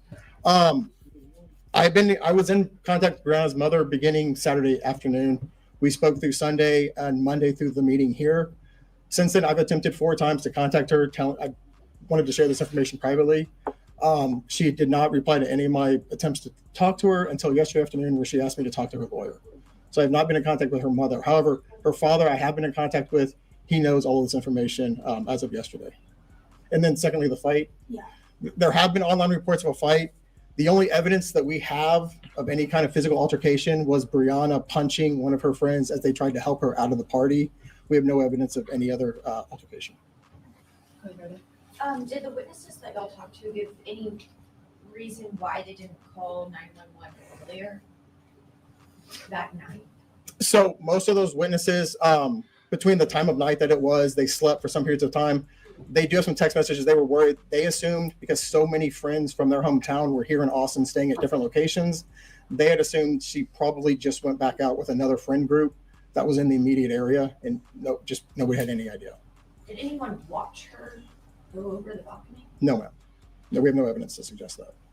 And nobody's seen her go over the balcony, and they all just assumed she just left. Okay.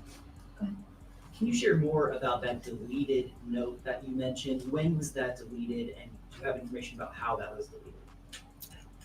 So that phone is currently with our digital forensics units to be processed. It is being processed as of last night. I just know the date of it. I don't know exactly when it was typed, but I found it in the deleted items folder, and that's about all I can say at this point. The date from the deleted item was from November the 25th. So it appears that's when it was written. In the absence of November 25th is when the note was wrote and deleted. how would you have handled this investigation? I hated the. All right, so they saying that the note basically was written and deleted on November 25th. They most definitely somebody gave a little bit more information about this note. Here goes something about the note right here. Thank you for joining us. I am Ernie Zuniga. And I'm Myra Arthur. We do want to warn you that this update contains details that might be hard to hear. So after 4 days, Austin police have finally given us information that we have been asking for regarding 19-year-old Brianna Aguilera. The Texas A&M student fell from a 17-story apartment balcony in Austin last weekend. KSAT has been on top of this story since Monday, when Austin police said that there was no foul play involved. Now, Brianna's mom immediately disputed that, telling us directly that there was conflicting information. And we bring in Courtney Friedman, who's been following this story seemingly for days now. Courtney, and I know you've talked to the mother there, and you're really breaking down the kind of the minute-by-minute timeline of how this has all played out. That's a lot of new information today. And as you said, I've been in contact with both Austin police and Brianna's mom for days now. Brianna's mom believes someone is responsible for her daughter's death, saying it was not a suicide or an accident. So after we started asking police questions on Monday, they finally began revealing what evidence they had and what they were actually investigating. Today, they gave a full press conference with lots of new information, and we've timed it all out for you. This entire timeline is according to Austin police. On Friday, November 28th, between 4 and 5 p.m., they say Brianna Aguilera arrived at a tailgate at the Austin Rugby Club. Around 10 p.m., Brianna was asked to leave that party and loses her phone. By 11 p.m., Brianna arrived to an after party at an apartment on the 17th floor. An hour and a half later, at 12:30 a.m., a large group left the party, leaving Brianna and 3 other girls. At 12:43 a.m., Brianna called her boyfriend from a borrowed phone, and they argued. 3 minutes later, Austin police got a call from someone who heard a thud and found a body outside the apartments. 10 minutes later, that person was pronounced dead, later identified as Brianna. That afternoon at 12:14, Brianna's friends call 911 to report her missing. At 12:50 p.m., Brianna's mom, Stephanie Rodriguez, calls Austin police to report her missing. At 3:30 p.m., Austin police find Brianna's phone and other items near the Austin Rugby Club. At 5 o'clock that evening, Stephanie was notified of Brianna's death. The next day on Monday, December 1st, Stephanie gave Brianna's phone to police.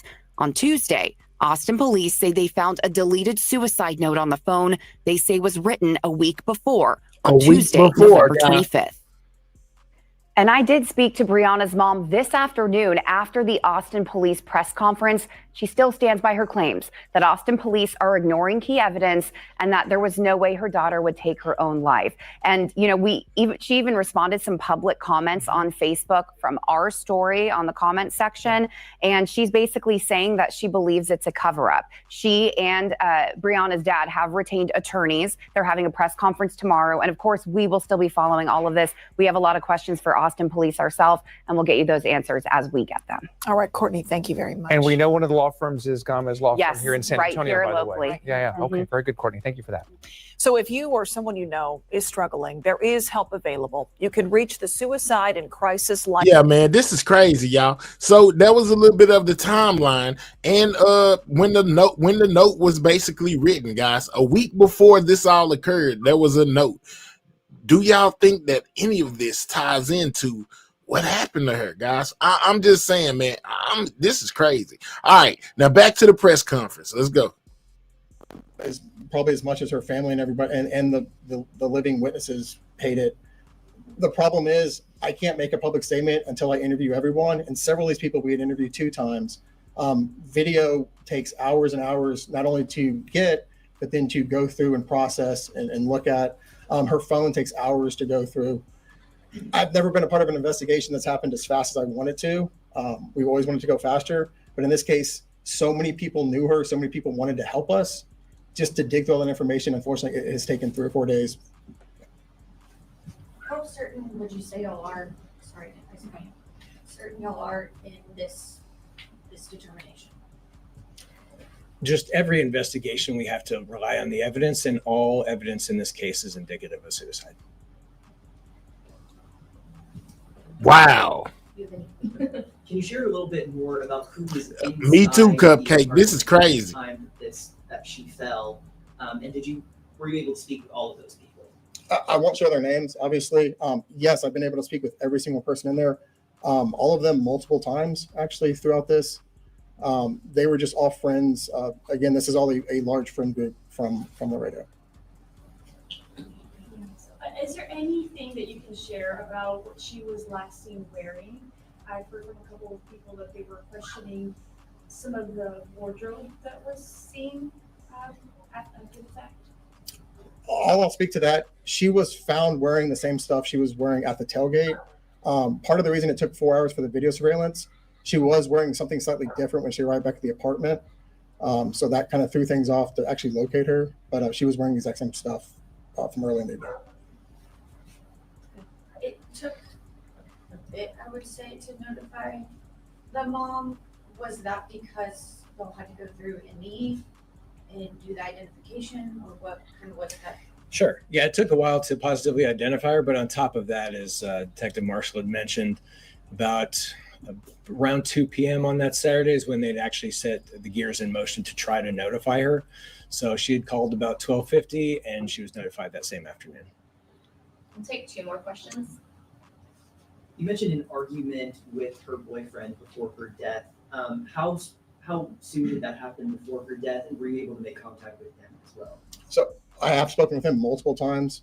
That phone call happened approximately 2 minutes before the 911 call of her reporting her on the sidewalk.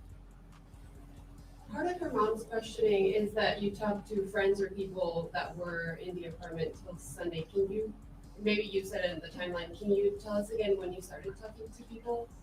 We first identified the apartment very late morning, early afternoon on Saturday. We talked to them immediately that very same time. And like I said, since then, we've spoken multiple times to everyone that was in the apartment.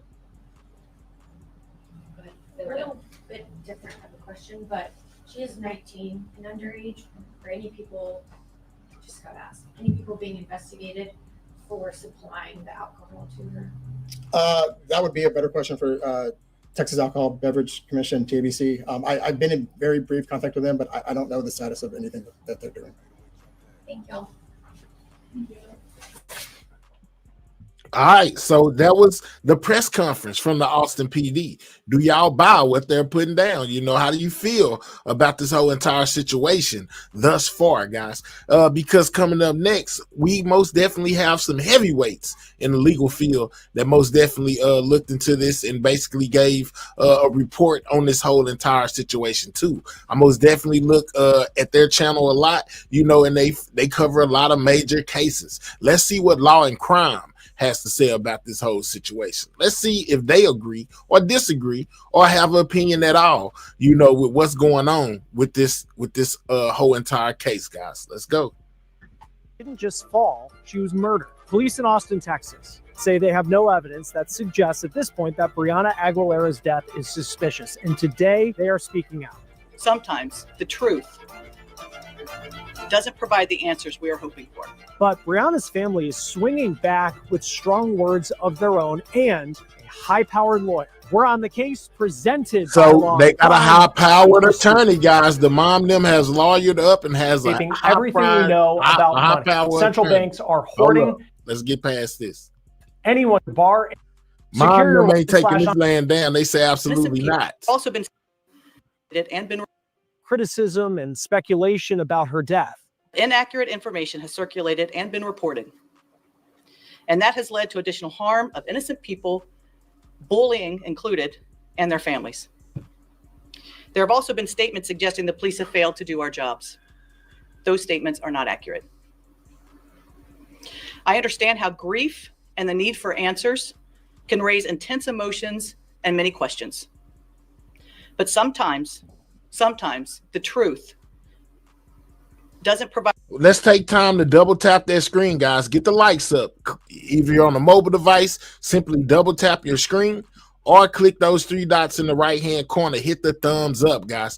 Most definitely helps out the channel. I would not ask. I hate to keep stopping and saying hit the like button, but for some reason, you know, we got a lot of people that's not hitting the like button, but are here and present and been here the whole time. Let's double tap that screen if you're on the mobile device, or click those 3 dots and hit that thumbs up. And most definitely subscribe to the channel if you are new. The answers we are hoping for, and that is this case. Please know that careful investigations take time. We must interview witnesses, collect evidence, and piece together facts. Releasing partial information too early can jeopardize the integrity of that case. That is the Austin police chief pushing back on claims that Brianna's death was a homicide.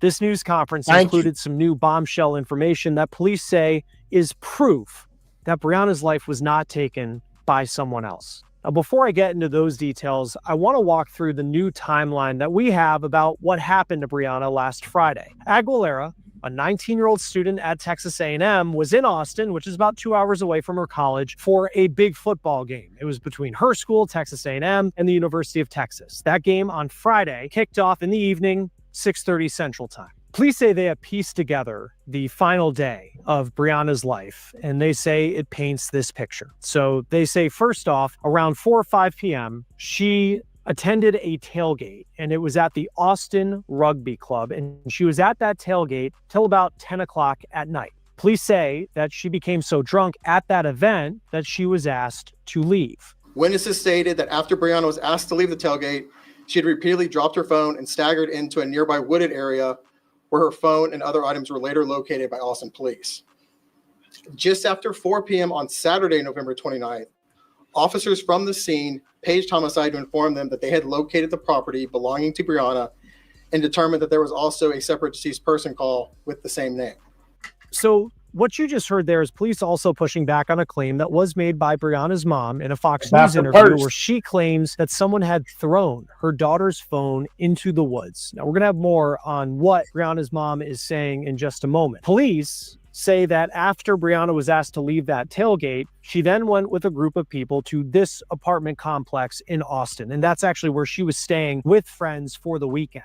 She allegedly arrived at the apartment building at 11 o'clock at night. Let's go, Kat. She was staying in with friends is on the 17th floor. Now, police say at 12:30 in the morning, most of the people in that apartment had left, and remaining were 3 girls who were staying at that apartment. Now, police say at around 12:43, Brianna borrowed a friend's phone to call a boyfriend who lives out of town. Police say they have confirmed that that phone call happened. They say 2 minutes later, roughly, a 911 call was made from someone on the street who heard a loud thud and then discovered Brianna on the ground. Police say the next day, they interviewed the 3 girls who were in the apartment, and they also notified Brianna's mom of her daughter's death. Police say the girls in the apartment had called 911 around noon on Saturday to report that Brianna was missing. They couldn't find her. Police say some of those girls were sleeping. Some of them had assumed that Brianna had left to go see some other friends as the apartment cleared out for the evening. Now, Brianna's mom had also called on Saturday saying that she could not get in touch with her daughter. She called 911 in Austin. She also said that her daughter's phone showed her location in a wooded area where police say they eventually found her phone. So now we get to what police believe is a very difficult reality to this story that they say proves that this was not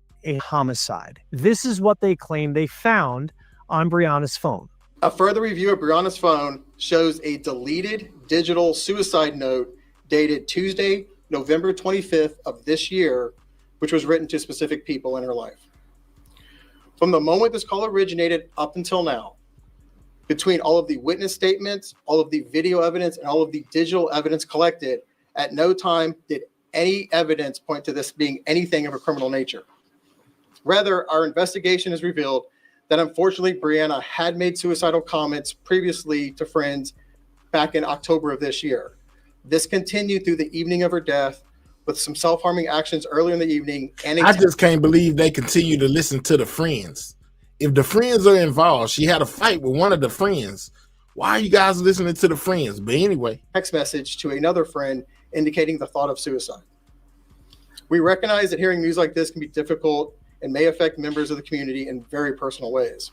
Now, that is certainly not easy to hear. It's incredibly sad to hear that from police. And you have to imagine it's incredibly difficult for the family of Brianna Aguilera to hear those things. But again, they're continuing to push back on this. We're going to get into that part of the story in just a moment. But I want to continue on with what police are putting out right now, because police say it isn't often that they will share information like this publicly. But because of the amount of attention that this case is getting, they felt like it needed to be released. Now, as we've been saying, Brianna's mom from the very beginning, she has been very vocal, claiming that her daughter was murdered. She says that her daughter was planning to become a lawyer after going to Texas A&M. A&M was her dream school. Her daughter, in the words of her mom, was living her best life. Her mom also says that the people inside the apartment, where there was about 15 people who had gone to this after party after the game, she claims that police gave them the opportunity to get their stories straight so they could cover up something beyond what police are now saying. She also, Brianna's mom, has claimed that Brianna was in a fight the night of her death, and that has led to a lot of speculation online. Her mom posted a TikTok video from someone who claims that he saw a fight that night that could be related to Brianna's death. A fight that night. Who is in charge of this case, he was actually asked about that after he gave his initial statement during this news conference, and this is what he said. There have been online reports of a fight. The only evidence that we have of any kind of physical altercation was Brianna punching one of her friends as they tried to help her out of the party. But she did punch punching one of her friends, a fight with a friend, and y'all still listening to friends. I'm just saying, y'all heard it just like I did. It was a fight with a friend. She punched her. Did they continue to fight? Was it one punch and done? What about this fight? About that after he gave his initial statement during this news conference, and this is what he said. There have been online reports of a fight. The only evidence that we have of any kind of physical altercation was Brianna punching one of her friends as they tried to help her out of the party. We have no evidence of any other altercation. Police also say that no one witnessed Brianna going over the railing of the apartment. In response to this news conference, Brianna's mom posted this on Facebook. She shared a TV station stream of that news conference from police, and this is what she captioned, quote, "Please don't believe this lazy investigator and investigation. Tony Busby will get us the justice we need." A familiar name, guys. The detective said. Did y'all hear the name that would be representing and whether the mom, she was guys? given the Did y'all details hear that that? we have heard today in that news conference. name, Tony Busby, is on this case, guys. If you'll remember him from the Diddy case. He was the one with the 1-800 hotline. Yeah, he's like, not Busby, Tony Busby to the rescue, guys. So Tony Busby has taken on this case with the mom, guys, in the pursuit of justice. We know him over here at Everything News for representing some of the accusers of Diddy, guys. Yeah. Did her friend get her phone back after the call to the boyfriend? I'm not sure, my guy. They're not telling us. But Tony Busby is on the case. I most definitely guarantee this ain't over. We need. Here is what the detective said when he was asked about Brianna's mom and whether she was given the details that we have heard today in that news conference. I was in contact with Brianna's mother beginning Saturday afternoon. We spoke through Sunday and Monday through the meeting here. Since then, I've attempted 4 times to contact her. Jamie, for the wanted to gift. share this information privately. She did not reply to any of my attempts to talk to her until yesterday afternoon, where she asked me to talk to her lawyer. So I have not been in contact with her mother. However, her father I have been in contact with. He knows all of this information as of yesterday. Brianna's mom's lawyer is Tony Busby, who's a major name in legal representation. He has several high-profile cases, including dozens of lawsuits that he has brought on behalf of plaintiffs accusing Sean Diddy Combs of sexual misconduct. Yesterday, he announced he is representing Brianna's mom and dad. In a social media post, he said in part, quote, "This was certainly not a suicide. This family deserves straight answers. We hope we can help them get those answers." Busby says he is going to hold a news conference on Friday at his office on this case. Joining us now to talk a little bit more about what Tony Busby could mean for this case is Rich Schoenstein, trial lawyer. Thank you for taking the time to be with us. What stands out to you that Tony Busby specifically is now getting involved? Well, we all know Busby. He's a very high-profile attorney.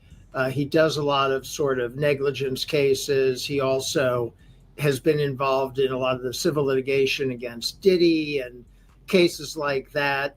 So he is tenacious.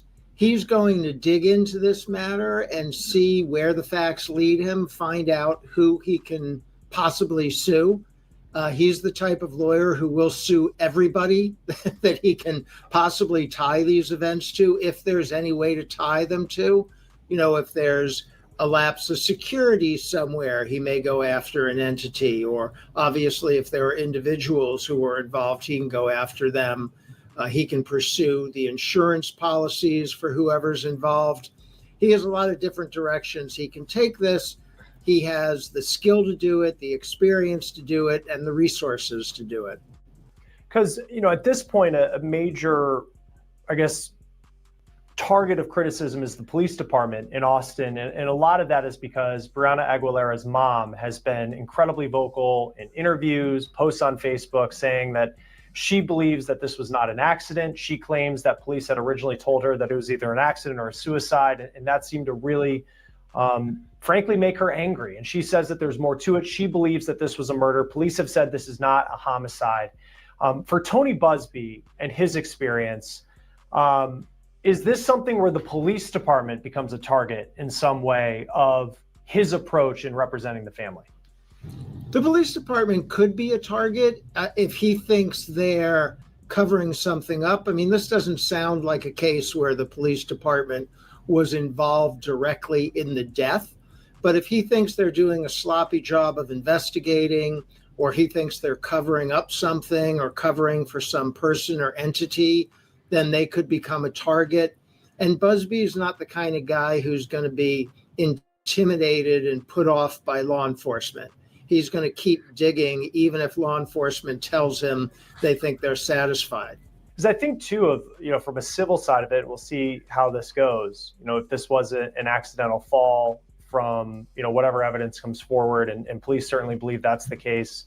You know, falling 17 stories, she's in an apartment building, she's 19. And if she was, you know, her mom had suggested that perhaps she was drunk. I mean, let's face it, she was at a big college football game, night game, you know, might have been out there throughout the day, you know, ingesting alcohol. I mean, when you have an attorney like Tony Busby and the way that he approaches things, and he is not a small-time lawyer that has limited resources, Tony Busby, to really flex his muscles on this. Yeah, I think of the apartment building, if she got into a bar in Austin, I mean, what are the type of targets that he could be looking at for this family? Everybody she encountered that day as a starter. So I bet he's tracking her whole day, you know, from wake up until this tragic event. Where did she go? Who did she see? What did she do? If she drank alcohol, where did she get it from? Is there potential liability? You mentioned a bar. That's a great question.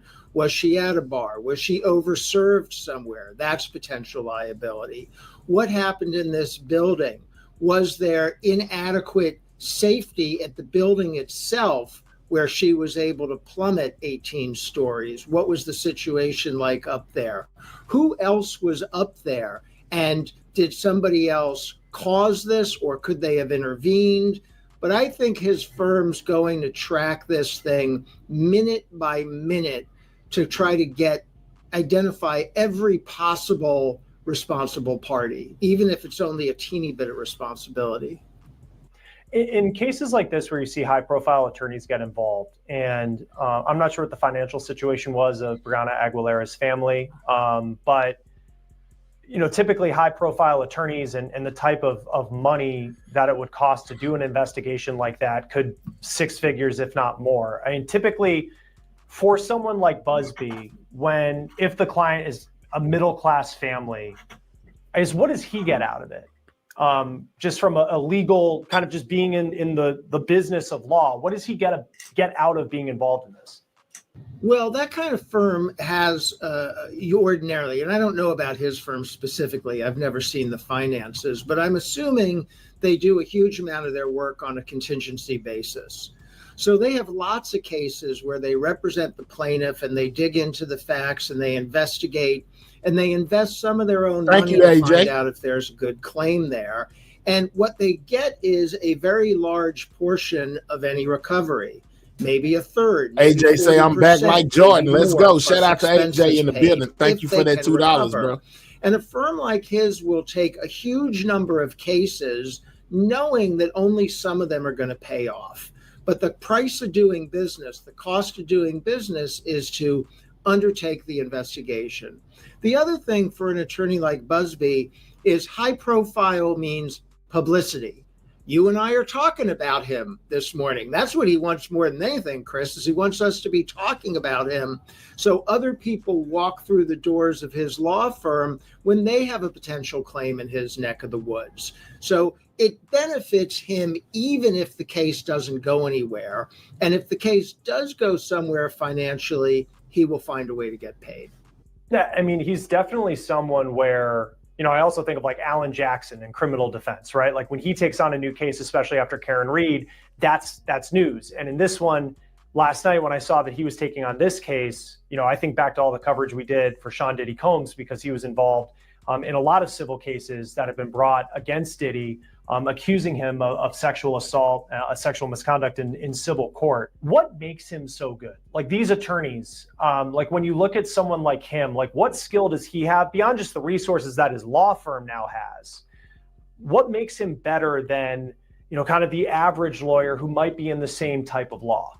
Well, I'll tell you the truth. I've never seen Busby in court, and I don't want to assume he's good, bad, or medium. I just don't know how he is in the courtroom, which is the number one way I assess lawyers. How are they on their feet?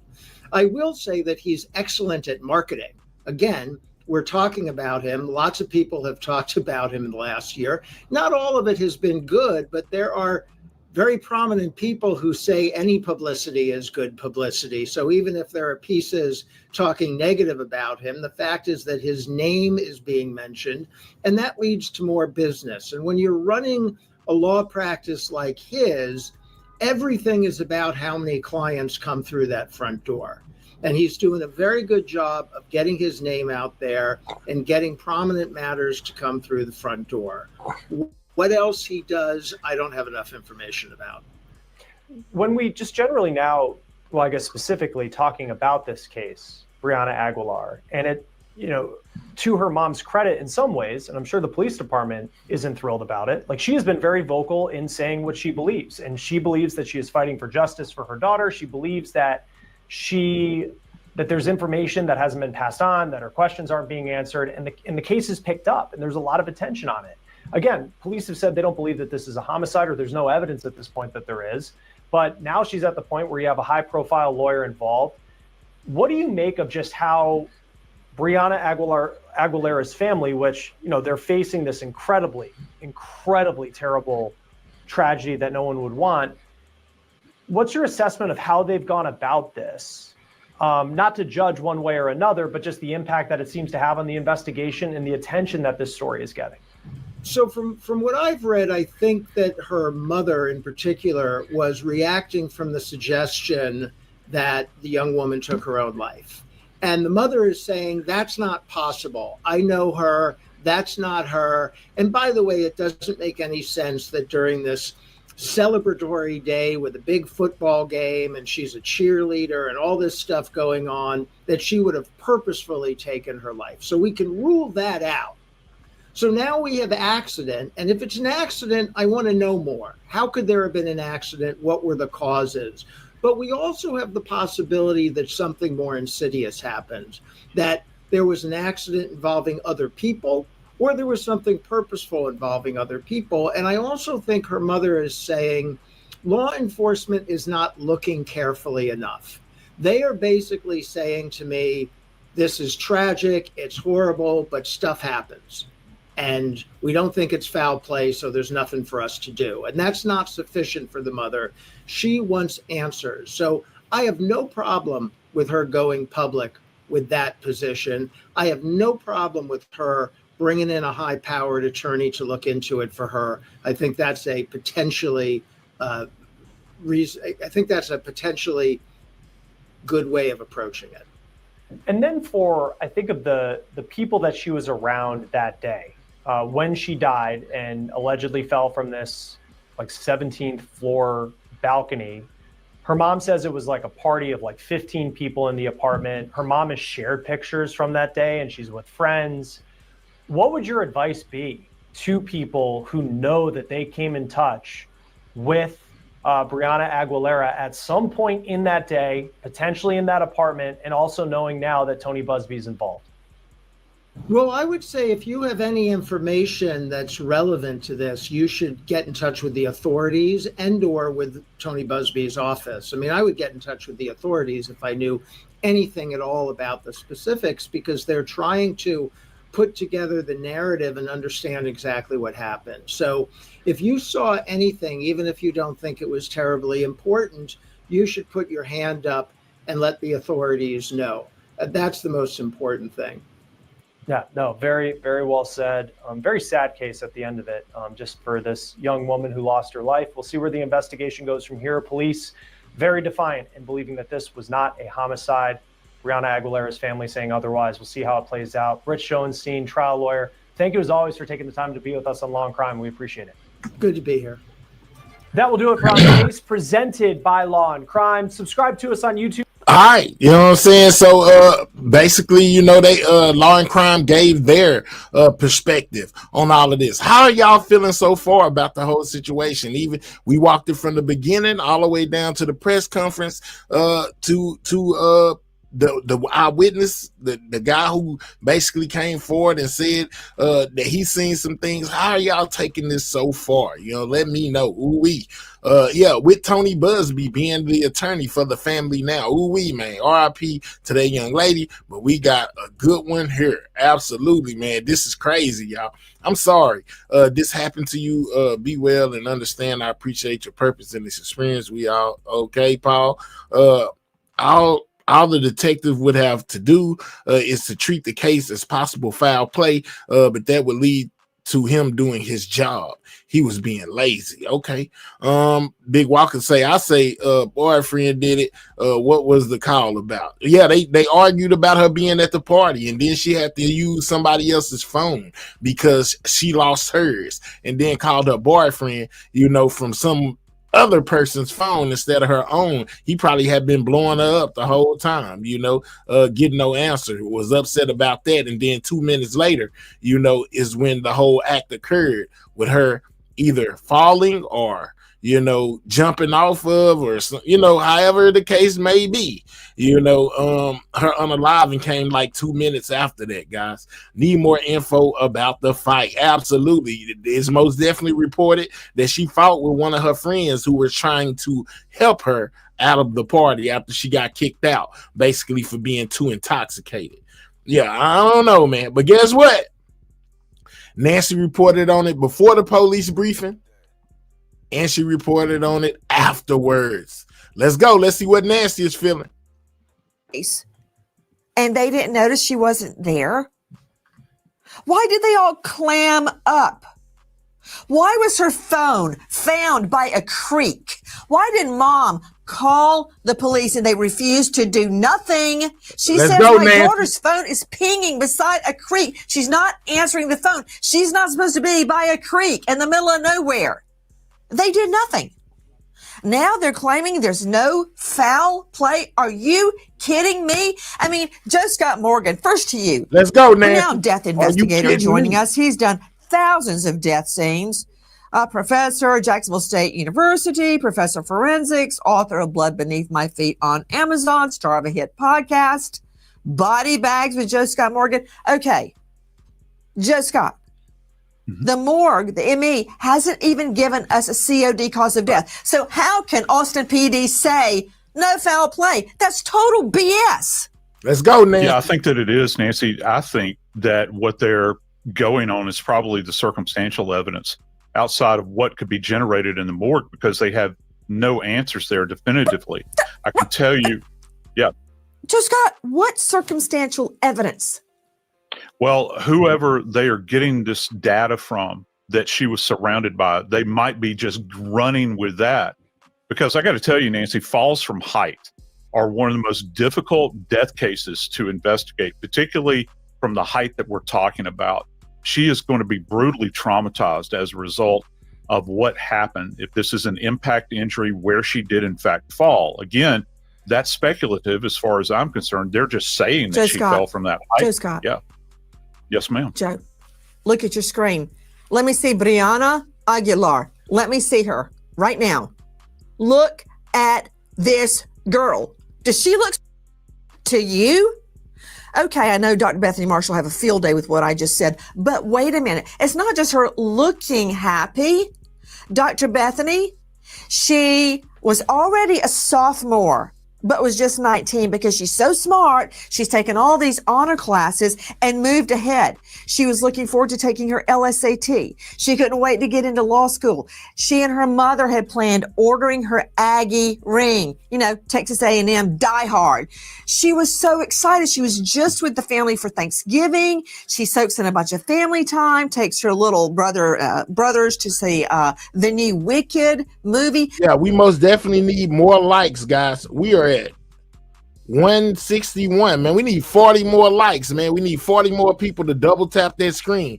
That's how you hit the like button on the mobile device, or click those three dots, hit that thumbs up. Can we get the likes past 200? It's been way more than 200 people in here all night. I don't know why it's taking so long to hit that like button. If your fingers are broke, call your assistant in to double tap that screen, or click those three dots, hit that thumbs up. If you are blind and just listening, call the person who helps you out. Matter of fact, just touch your phone and double tap it. You know what I'm saying? Let's get the likes up, guys. She's thrilled about going to a tailgate party, big rivalry there in the Lone Star State. She's happy. She calls her mom. When she gets there, everything's fine. Now she suddenly says, look at this, Bethany. Control room, show me the railing on the 17th floor.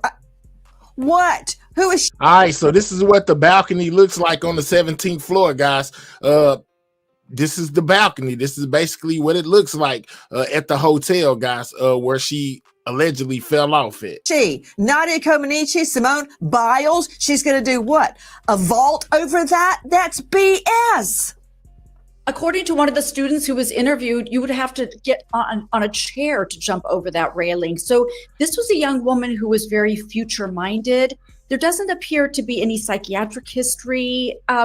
She appears to be able to concentrate, to restrain her impulses enough to go through a very rigorous academic program. That's not likely somebody who's going to themselves. On the other hand, Nancy, most psychiatric illnesses reveal themselves between the ages of 18 and 21. So if somebody is going to become schizophrenic, bipolar, OCD, it would reveal itself at that age. You know where you are right now? Look around. You think you're in a studio. You know where you really are? You're out in the weeds. There is no indication that Brianna had bipolar, depression. None of that. She's Unless, happy. Nancy, and the mom gets a call and says, your daughter's in the morgue. I'm not, Bethany, I'm not going to stand by and allow this to be said about Brianna Aguilera. Let's go, Nancy. She was not depressed. She was not, but what? Getting I on her actually home happen girl. to agree with now, you. usually she is the yes girl to Nancy. It seems like her and Nancy are clashing on this one. Let's go, Nancy. However, if she was bipolar, she could have been subtly going into a manic episode. She could have been hypomanic. Nancy's finna get out of there. Where are you? Have you read a single shred of evidence that says this little girl, 19 years old, honor student, cheerleader, the whole shebang, thrilled about a tailgate, was bipolar? Or did you just make that up? I just think it should be examined as a possibility. I would want to look at her medical records. I would want to know That's what a yes or no medication question. she was Do on. you have any evidence to say she was bipolar? Let's go, Nancy. No. I expect a lot more from you, Dr. Bethany Marshall. You don't have a DR in front of your name for nothing. Okay, I'm going to let you sit there and think about what you just said for a minute. Joe Scott is just chomping at the bit. Gotta right Joe up Scott, out of there. I'm beside myself. Joe Scott, how old is my little girl, Lucy? Well, she's right on the verge of attending college, Nancy. She's in this Yes, she age range. is. Yes. Me and John David just turned 18, Can't believe it. and it's going to be a cold day. And HELL, Joe Scott, somebody calls me and says, your daughter's in the morgue, and people start fabricating mental illnesses. This girl was not. She was just with her family, thrilled, couldn't wait to go to the game, couldn't wait to go to the tailgate party. Now, she's dead. Her friends all vanished. They go to the Four Corners. Her cell phone is found in a completely different area by a creek in one of the friends' purses. What about that? That's not waving a red flag in front of your Nancy said it again, purse. and one of the It's friends' found in a purses. completely different area by a creek in one of the friends' purses. Let's go. What They didn't about talk that? about That's that. not waving a red flag in front of your face. Well, I tell you what, far be it from me to tell you what to do, but if you could be so kind as to put that image up, something struck me, the image of the rail, again, just from a forensic standpoint, Nancy, I hope that whoever is in charge of this investigation, they locked down and secured that apartment pretty quickly, or this space. And the reason is that just looking at the surface of that rail, I want to know if she has fingerprints that have been left behind on there. I want to know if there are palm prints on there.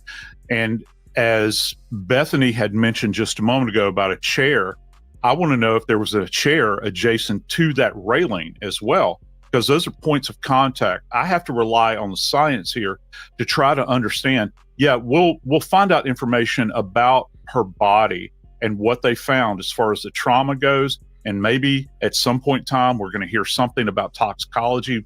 I believe that's going to take some time, but I want to know about the interior of this place. I want to know who has access to it. I want to know, are there any latent prints? Did they even, because, Nancy, they really jumped to accident, that sort of thing, really, really quickly here. So did they secure the scene where you can go back and dust for prints and look for trace evidence?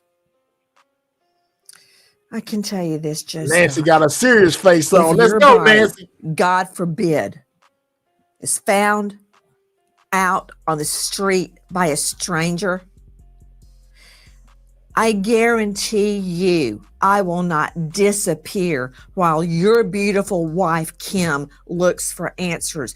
Why have the friends disappeared? Mommy has been trying to call all of them. They won't return calls. They will tell her nothing. Why? Talk about it, Nancy. It just don't make sense. I'm with Nancy on this one. I don't care what none of y'all say. Is that? Nobody thinks that's odd except me.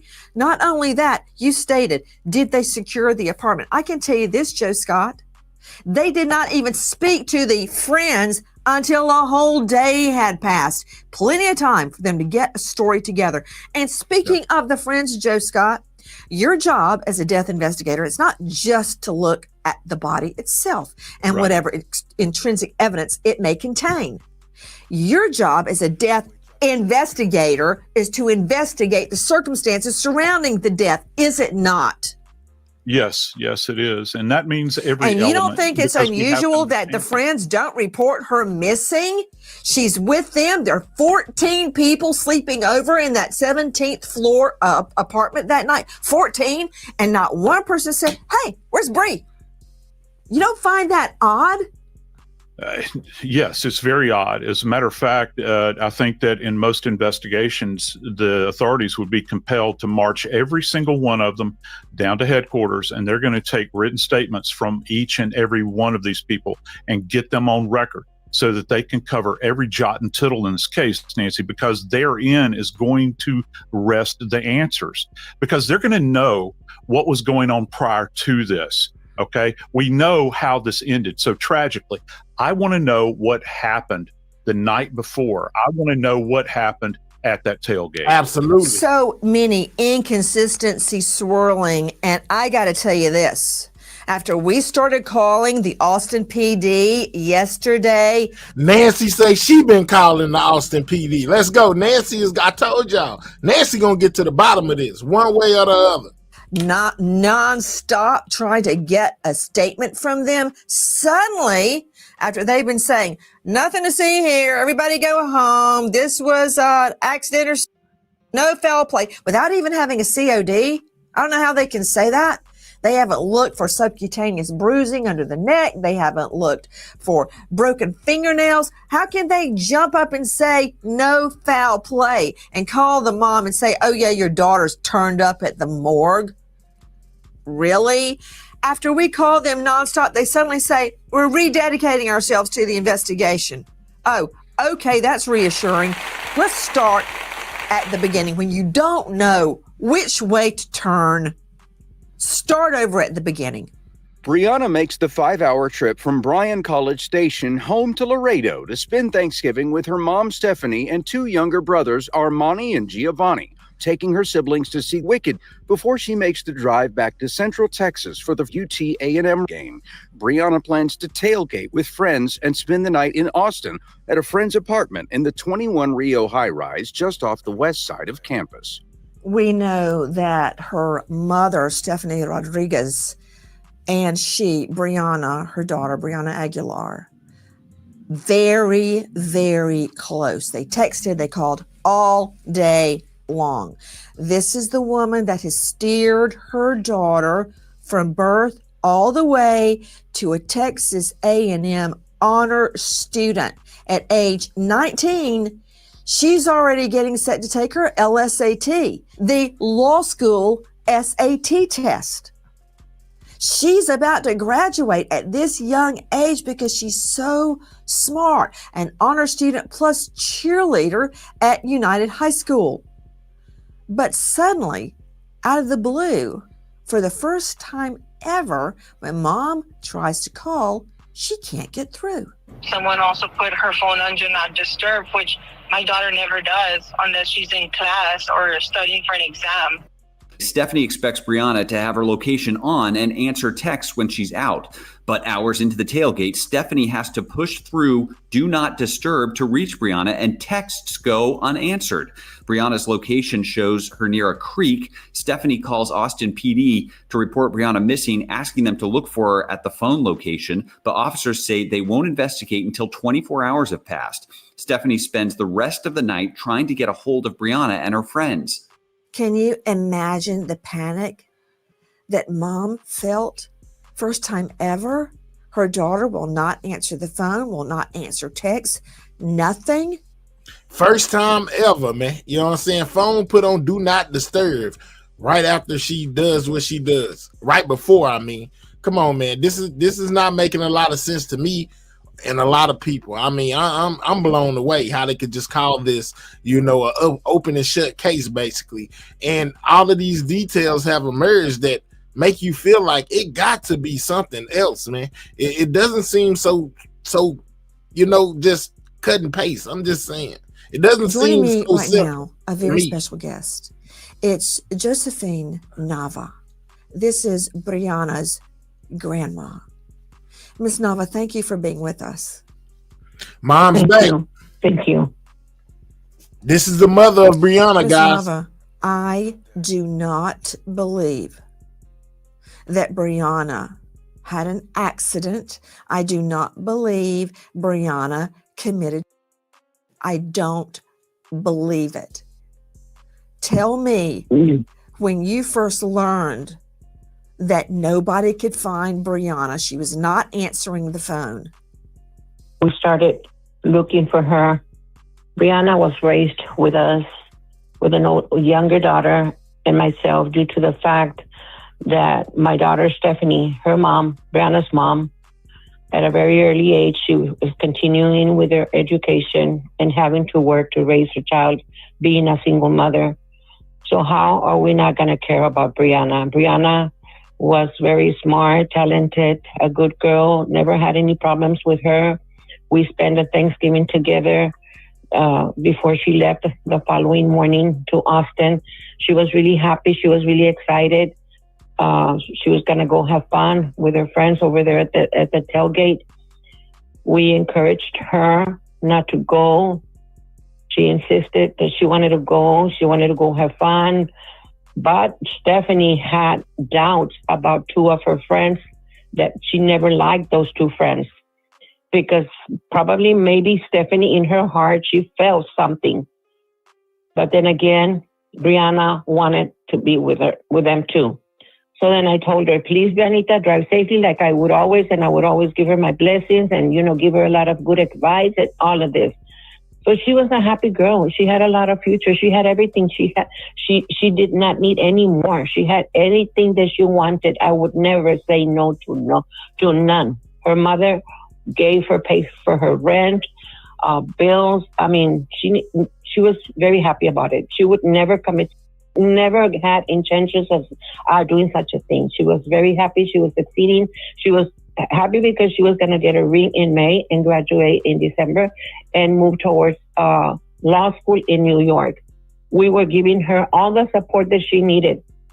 So no, we do not believe that this was an accident. Now, a lot of things are coming out. Like this morning, I heard a passerby saying that he was passing by and he heard loud, like somebody was fighting, loud voices. So there was a fight, and I always said there was a fight and somebody had to push her. And those girls had a lot of envy. They would always envy Brianna because she had a nice car. She would dress up with expensive clothes. She had everything. She had no thoughts of committing suicide. No, that is not true. And yes, we need answers and we want answers. Miss Nava? Yes. Miss Nava, I found the same thing that you heard, and we have it to play for you.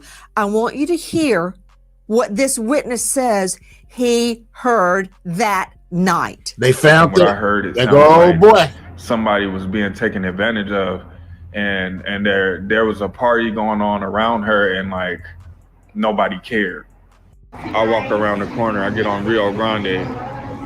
I hear a girl saying, "Get the fuck off me! Get the fuck off of me!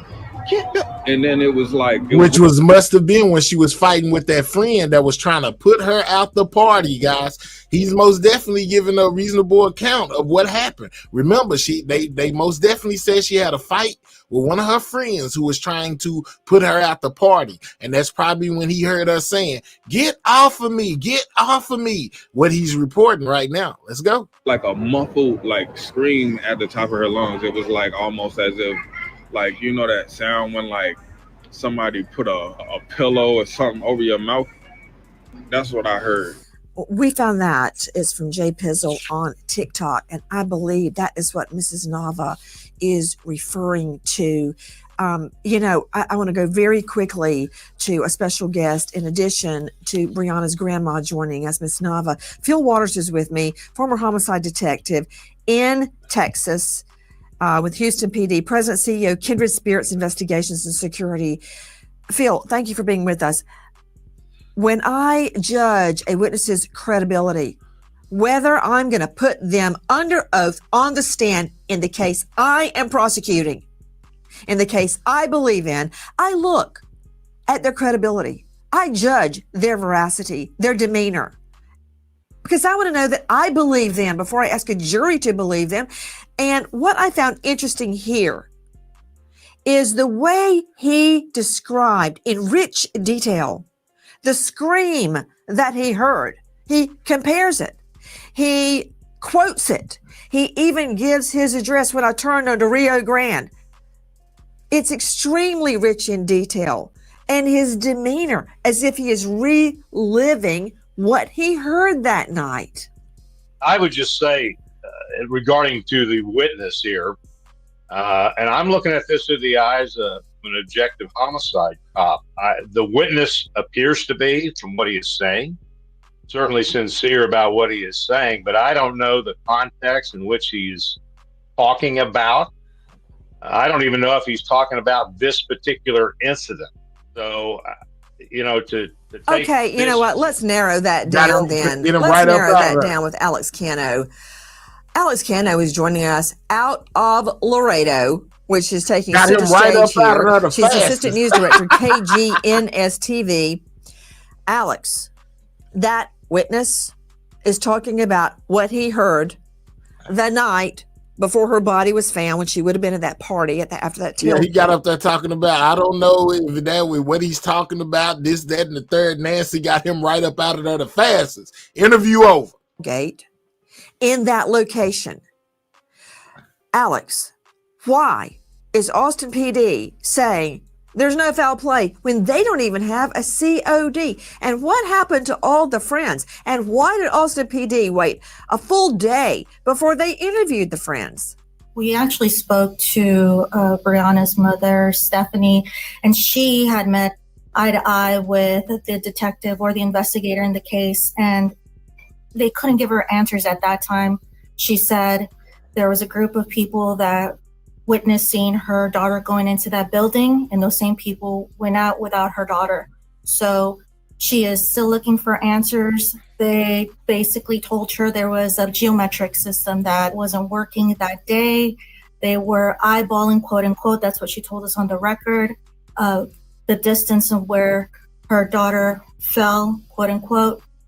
So there was just a lot of uncertainty with this case, and she is from Laredo, so everyone on social media here is talking about it. She is very well known. Her family is getting a lot of support. We also got a word from Congressman Henrik Wade. He's looking into it. He's keeping an eye on what's the developments of this case.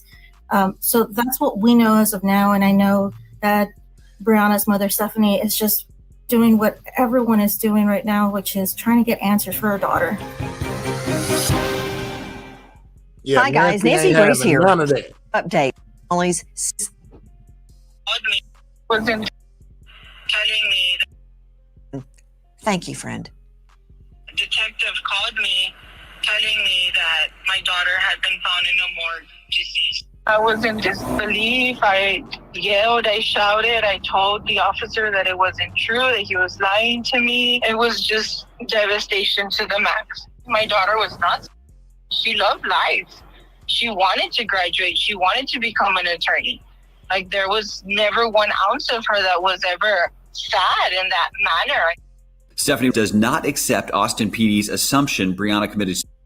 Stephanie, a psychiatric mental health nurse practitioner, insists Brianna was excited to attend the tailgate and had a long list of future plans. Her daughter was also so afraid of heights, she wouldn't ride roller coasters on the cheer team's senior trip to Disney World. Stephanie believes one of her 14 friends Brianna was with that night knows what happened to her. She would not jump off a 17-story building. She wouldn't. She was afraid of heights, and the measurements don't add up. So I need someone to take accountability.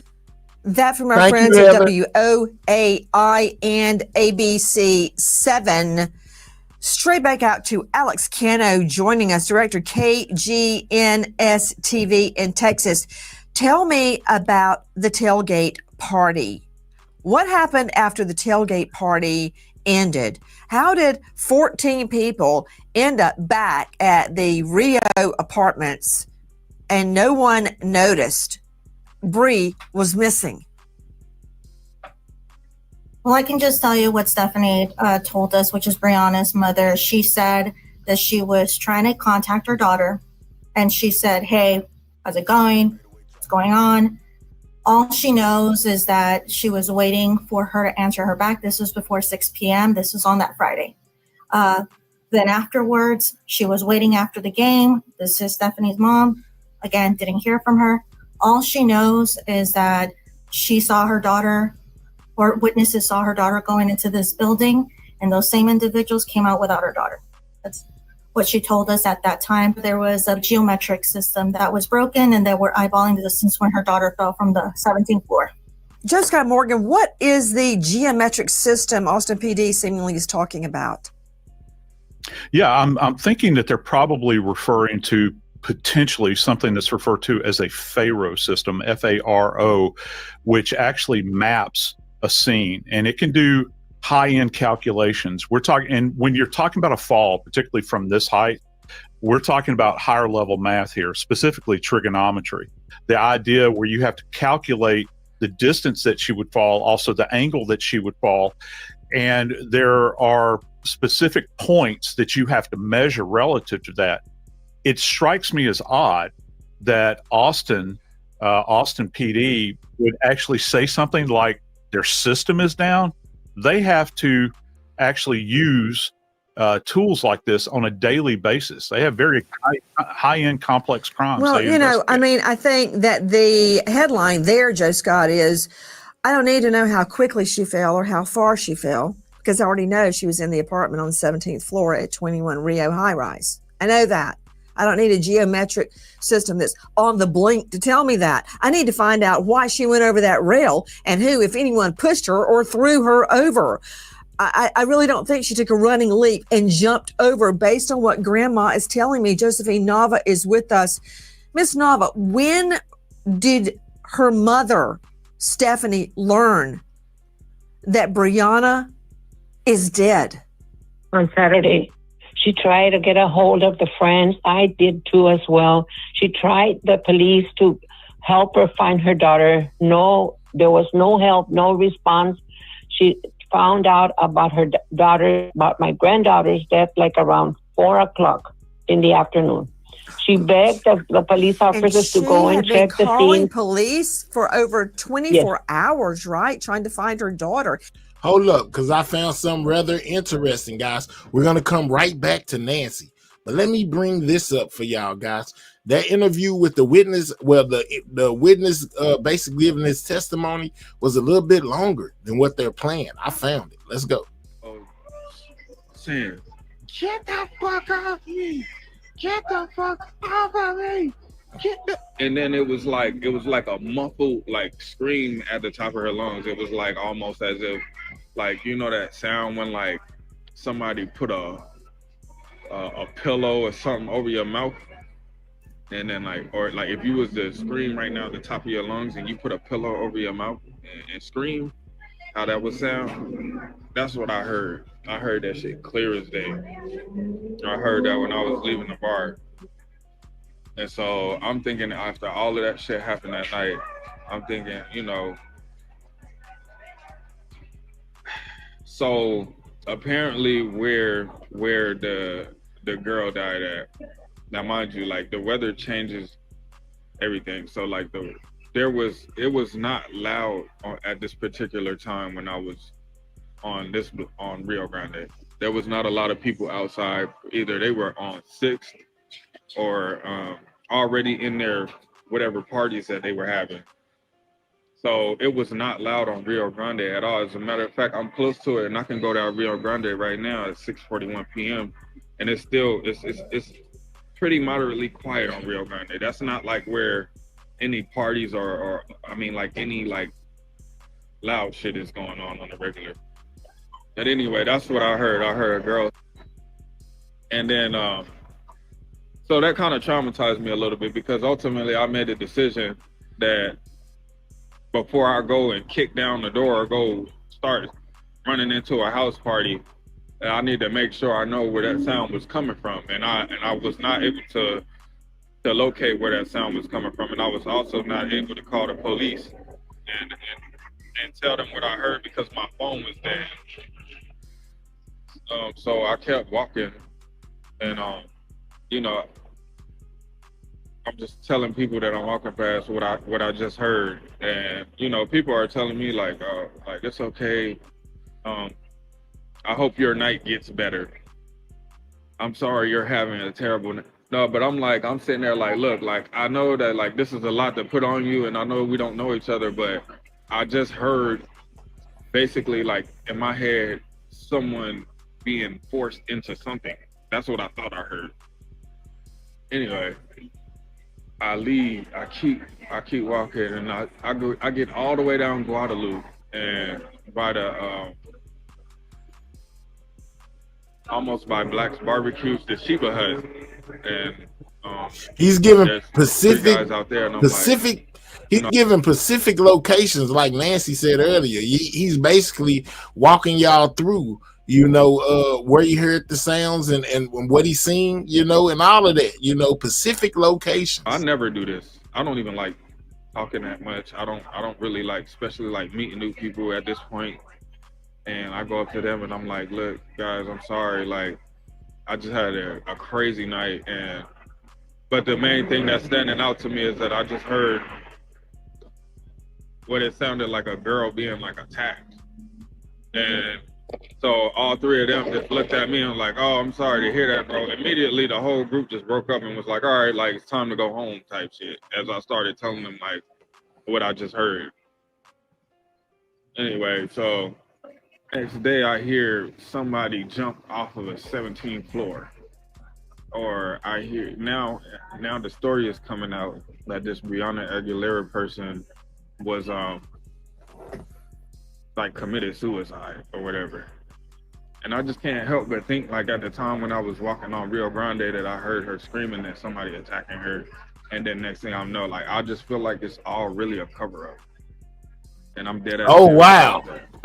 So if you're trying to figure out what the point of me making this video is, basically what I'm trying to say is when I was walking down Rio Grande and I heard those screams, and I've been in a lot of like kind of messed up situations. I'm just being completely He said his honest phone with was you. And dead. I don't even like showing my face on He camera. said his phone was dead. That's why he couldn't call the police, but he was trying to get other people to call the police for him. But he basically said that his phone was dead. That's why he didn't call the police. I don't like talking on camera, none of this. I'm being completely honest with you. Those screams that I heard, it did something to my soul. It didn't feel right. It didn't feel like nobody having a good time. It didn't feel like nobody that was just like drunk or just getting in a fight screaming. The scream sounded like someone was forcing their way onto this girl, and maybe she was outnumbered or out strength, or somebody was stronger, and like basically like found a way to like silence her scream. And so I can't 100% say that this is what happened to the girl that ended up passing, and my condolences to her family or whatever. But all I know is this is what around that time of night when I left that bar and when I heard those screams, and then from what I heard the next day, and then the stories came out after, I knew my spirit was just telling me like that could very possibly be that girl that you heard screaming or whatever. Now, when they're saying like she got in a fight or whatever, I don't know, maybe she could have gotten a fight with somebody and she could have been saying, get the fuck off me, because they were trying to break the fight up. I mean, I'm just saying, I'm just being objective. But from what I heard, it did not sound like she was like in an altercation with somebody. From what I heard, or I can't even like really say it was her, but from what I heard, it sounded like somebody was being taken advantage of, and there was a party going on around her, and like nobody cared. And that's how close I was to the location where it happened.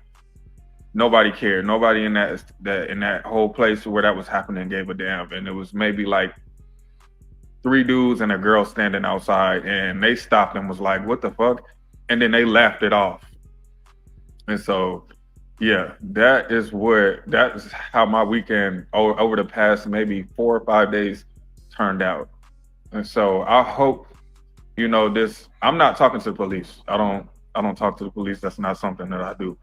But I hope y'all can do with this information as you please or whatever. You talking about you don't talk to the police? Oh, you putting up posts like this, they most definitely gonna want to talk to you, sir. But that was the alleged eyewitness, that basically his account of what he saw and heard on the night that Breonna, passed away, guys. Whether you believe him or not, that's the story that he put out. Back to Nancy, guys. Let's go. And they would not help. No, they said that she had to wait a period of 24 hours. And then she kept on insisting. She never gave up. She kept on insisting, calling, and because she had Breonna's location on the phone, and she kept on saying, Mom, Breonna's location is showing me that that the phone is in a creek. That's when we started raising concerns, and it got worse between us, the family.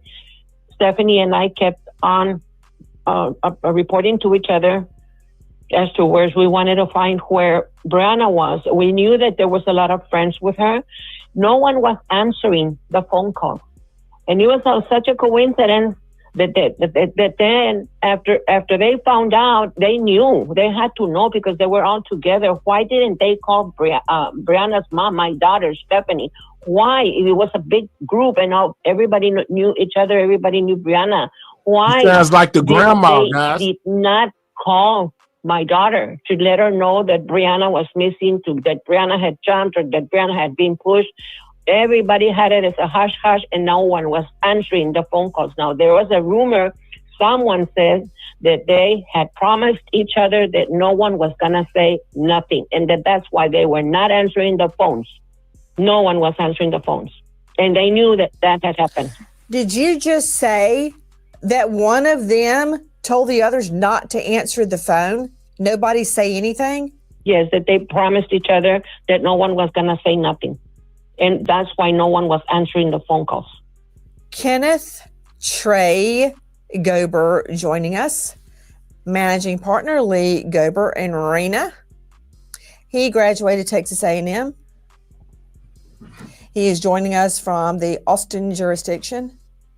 I've got a lot of problems right now, and I've always been a big supporter of the Austin PD, but not tonight. How can they say no foul play when they don't even have a COD? And also, what about friends that agree not to pick up the phone when the mom calls? The friends are hella suspicious, guys. That is this. Wow. Yeah, there's a lesson here in the way that Austin Police Department, and again, I'm generally very impressed with Austin Police Department. There's a lesson that, you know, there's something to be considered for mother's intuition. And when Bree's mom is calling, expressing these concerns, she's doing her due diligence. She's noting that the phone's on Do Not Disturb. The police should have taken it much more seriously, much sooner. And unfortunately, that wasn't the case. I'm glad to hear that they're re-upping their interest in the investigation now. Listen. 12:47 a.m. Austin police respond to a Good Samaritan's report of an unconscious woman outside of the 21 Rio high-rise. The woman is pronounced dead at 12:57 a.m.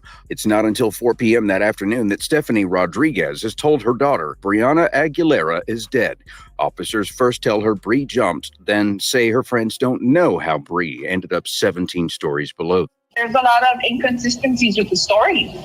He told me that they said she jumped. And then he told me that the friends said that they didn't know her whereabouts. I would like to see every one of the friends hooked up to a polygraph if they've got the backbone to do it. That last sound was from KSAT 12. And back to Josephine Nava, Brianna's grandmother, joining us tonight. That's inconsistent. First they say, well, she jumped. Then they go, well, we didn't know where she was. We didn't know what happened. She jumped, what? That's clearly inconsistent. That's a nice way of saying a lie, Mrs. Nava. Yes.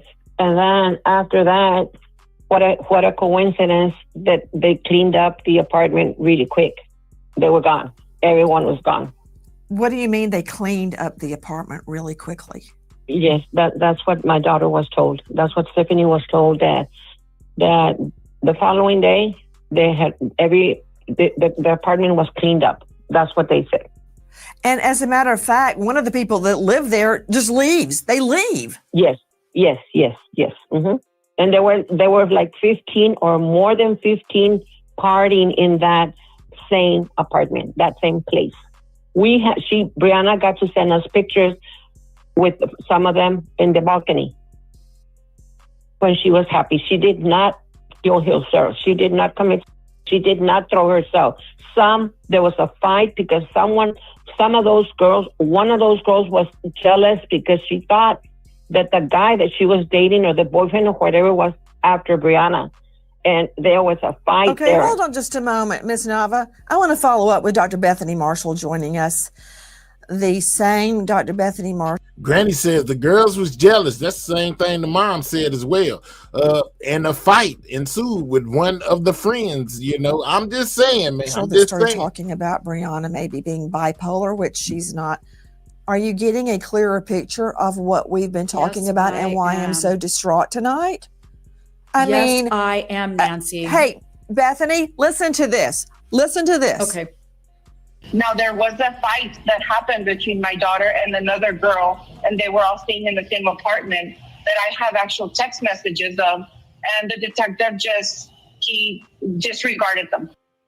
Brianna's friends are questioned for the first time at 1 p.m. Saturday, more than 12 hours after she was found dead. The friends were allowed to come and go from the apartment as they pleased and had plenty of time to get their story straight. Stephanie says the group of 14 refuses to speak to her, and the person who lives there has now vacated the apartment. From our friends at KSAT 12, Dr. Bethany Marshall, you don't find it odd that one of the people that lived there, the one that lived there, just leaves, packs up and leaves? Reminds me of Shanquella Robinson. Remember, her friends lured her to Cabo San Lucas and then she ended up dying. You know, Nancy, jealousy and envy are two of the strongest motivators for homicide. So you think of Brianna, they were probably envious of her because she's beautiful. She has a family who supports her. She's way ahead in her academics. And also jealous. What's coming out, the grandmother is saying that one of the girls there thought that her boyfriend was attracted to Brianna. So you have envy and jealousy, which are very strong motivators. And just like Shanquella Robinson, if you remember that story, remember the mother's Now go intuition? Shanquella. She Remember, I told y'all it sounded like the Shanquella Robinson story to me. This is very similar with the friends and all of that, guys. I told y'all. Yeah, man, this is crazy, y'all. Shanquella Robinson was unalived by one of her friends as well in Cabo, Mexico. Man, I covered that story a long time ago. This most definitely sounds a lot like that case. Knew something had happened to her daughter, and she started to call and call. Those friends got on a plane, came home, and refused to take the mother's call. It's the same pattern all over again. And the fact that these girls, she entered the apartment with these girls, Brianna did, but then the girls left without her. Kind girls do not act that way. Kind girls, they watch out for their girlfriends. If the girlfriend disappears, they go after them. They look for them. They want to be in touch with the mother. In this case, the girls left without her. So I'm thinking that this might be a luring her in kind of case again, especially since her mother, really, Stephanie did not want Brianna to go with these friends. Stephanie knew that something was amiss. So maybe the friends were luring her there for some foul purpose. Austin PD recovers Brianna's phone, though they haven't said where, returning the device to her grieving mother. Stephanie says her daughter's texts indicate she got into a fight with one of the other girls staying at Rio 21 Friday night. When she highlights the texts to an officer, he tells her they are not investigating Brianna's death as a homicide. I just want them to stop saying that they're not treating this as a homicide case. Someone did something to my daughter. From WOAI. Crazy, guys, just crazy. Loan is or I told him just keep me informed. Robinson. And that was Shanquella. Hold on, I went too far. Hold on, let's go right here. Or go online They showed to you a picture of Shanquella. AmericanFinancing.net/Nancy, and good luck. Dr. Bethany Marshall is exactly correct. This reminds us all of the horrific, the brutal death of Shanquella Robinson. This is what her mother told me. I told them just keep me informed, and then she Shanquella called Robinson back, right but they there. still saying it was alcohol poison. Later on that evening, they called and said that What's up, Shanquella had A-Dub? passed. And at that point, my heart crumbled up, just knowing my child was gone, and I couldn't get there to her, could not do anything. They said the medics came, 3 medics came, and no one couldn't do anything, couldn't save her. I don't know which way to believe. I believe the autopsy, but the so-called friends, I just don't know what to say about them. I just think it was just terrible the way they done her. That was Salamandra Robinson speaking with me after the death of her daughter Shanquella, and you saw the video of Shanquella being beaten by her friends till she's dead, and then when the mom tries to reach the friends, they're gone, some of them even moving. Sounds familiar, doesn't it, Sydney Sumner? Absolutely. It sounds extremely familiar. We don't know how this beautiful co-ed ended up 17 floors below, and none of her friends knew that she was gone. They first tell police she jumped, then they say they don't know what happened to her. A bystander had to find her body and alert the police. It's horrible that we're seeing this happen again and again and again with people who are supposed to be friends. It doesn't make any sense. And we already are hearing, Sydney, that they, quote, promised each other no one would pick up the phone when the mom calls. Can you imagine what that mom is living through right now? And here's another case where the parents of a murdered girl desperately seeking answers and nobody will pick up the phone. Does the name Gabby Petito ring a bell? Because I will never forget it. I'm asking for help, everyone at home. I'm asking for help for I remember Gabby and her boyfriend did it to her. Of Brian. And I'm asking for help of the family members and friends of the Laundrie family as well. We were having this issue of trying to get her reported missing. I reported her case. We tried to call the Laundries. We had a friend in insurance who kind of got in trouble who gave us their phone numbers because we did not have their phone numbers. We were having this issue of trying to get her reported missing. Again, for the Laundrie's silence, the Laundries did not help us find Gabby. They sure is not going to help us find Brian. Does it bother you that Gabby was strangled? Was your son involved in strangling Gabby? That from Fox 5, Fox 10, Fox Digital, and you also heard Mr. Petito speak. Mrs. Petito speaking to us at CrimeCon. They begged and begged and begged. They couldn't even get a return phone call, a text, an email from the Laundrie family as they searched for Gabby and searched for answers to Kenneth Trey Gober. Trey, you're a high-profile lawyer out of this jurisdiction. Why won't the friends pick up the phone when Brianna's mother is desperately calling, looking for answers? Yeah, we could speculate on that. I mean, obviously, if they feel exposure that they could have some criminal culpability, that would be a reason why they wouldn't want to talk about it. Hopefully they are talking with law enforcement, and law enforcement's just protecting the quality of the investigation, not releasing a lot of information. Unfortunately, we don't have any reason or way to know one way or the other than initially the report that police were treating this as no suspicious circumstances of foul play. Dr. Bethany Marshall, it looks like a rat. It smells like a rat. It squeaks like a rat. I smell a rat. Everything is wrong here, and I'm extremely disappointed in the Austin PD for blurting out no suspicious circumstances. That was so premature because they have no way to know.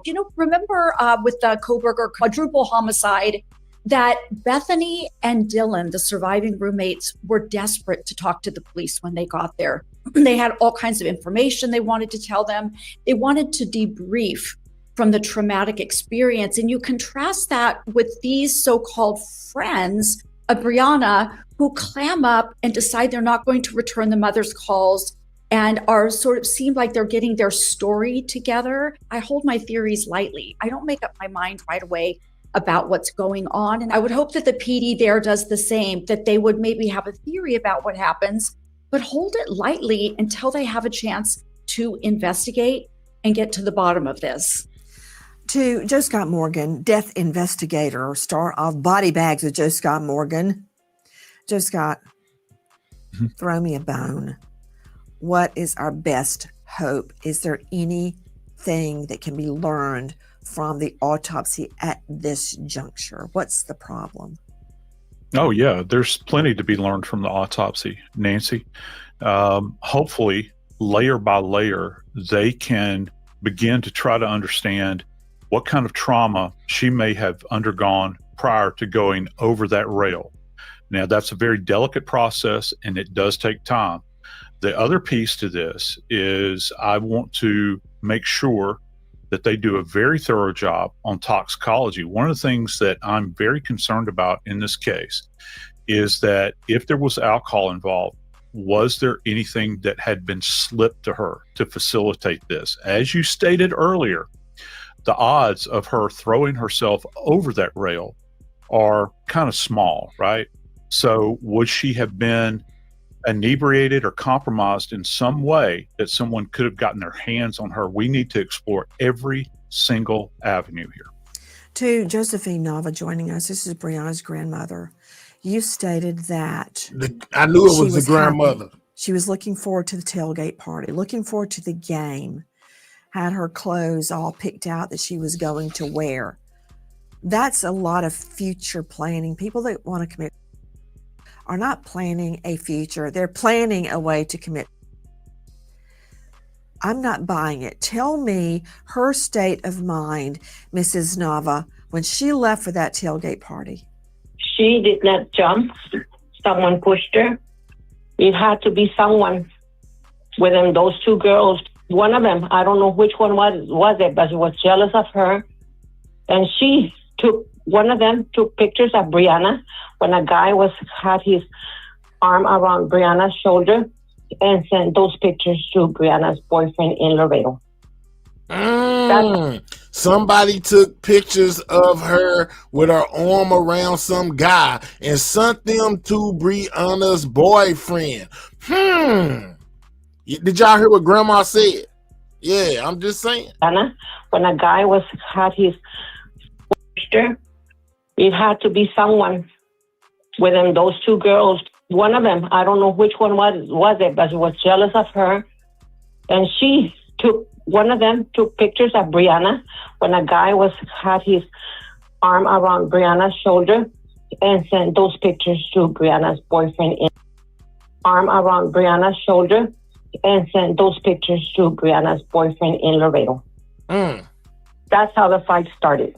And as a matter of fact, that night, Brianna was texting her mom, telling her about the argument with the so-called friends. She was upset about the argument, how mean they were being to her. Yes, yes. The mom had a premonition for Brianna not to go with these friends to the tailgate. Why won't Austin PD listen to the mom? Because we are. Phil Waters, what should Austin PD be doing right now? I'm sure what they are doing is they're continuing the investigation. Look, this is only 4 days after this incident occurred, and I think it's a big presumption the information we're getting now is from the mother. I understand it. But again, I'm looking at this from a homicide cop view, and I'm telling you, these detectives are going to have to finish the investigation. And a big part of it, one of your other panel members has already alluded to, is that the tox tests that come back are going to be, I think they're going to clarify a lot of things in terms of her state at the time that this occurred. I've worked a case very similar to this. A young lady went over a railing at a hotel, and there were certain circumstances that made it very suspicious. Later determined that it was an accident. So I think part of the problem here is we're attaching this term to this, which makes it more painful for the family. Anytime that kind of a term is attached to an investigation like this, right now it's a suspicious death investigation, and they're trying to determine what happened. You are comparing Brianna's death to a case you once investigated. You stated that in your case that you investigated, it was an accident. In that case, was the rail over 4 feet high? Yes. And how was there an accident? The victim certainly didn't trip over it if it's that tall. How was there an accident? Well, in this particular case, she was highly intoxicated. She'd gone back to the room with a coworker. He was highly intoxicated. They were in the midst of what they were doing in an intimate way. And at some point in time, she sat on the railing. And okay, there you go. So you're telling me that victim was having on a balcony rail and fell off. I think is what you're communicating. Is that right? Let's go, what the evidence Nancy. showed. Okay, that has no similarity to Brianna's case at all. So comparing those is dangerous. My concern is now, no one has been charged, no one has been named a person of interest or a suspect.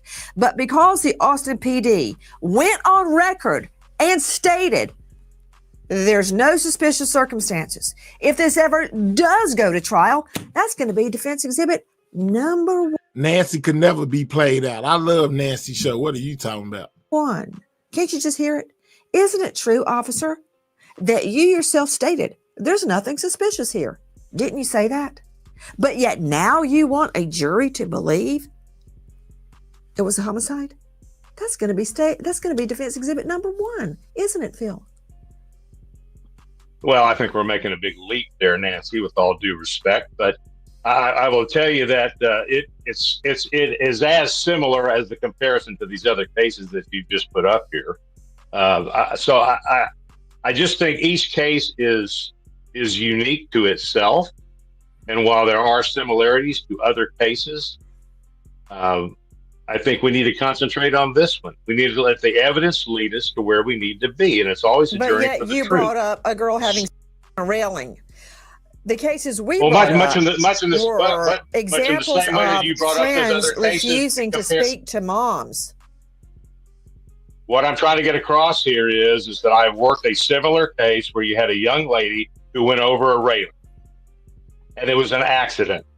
Those were the circumstances under which it occurred. Now, what we have here in this case is we've got at least 14 or 15 people in an apartment celebrating, or actually, I guess they're A&M people, so they're not celebrating the loss to Texas.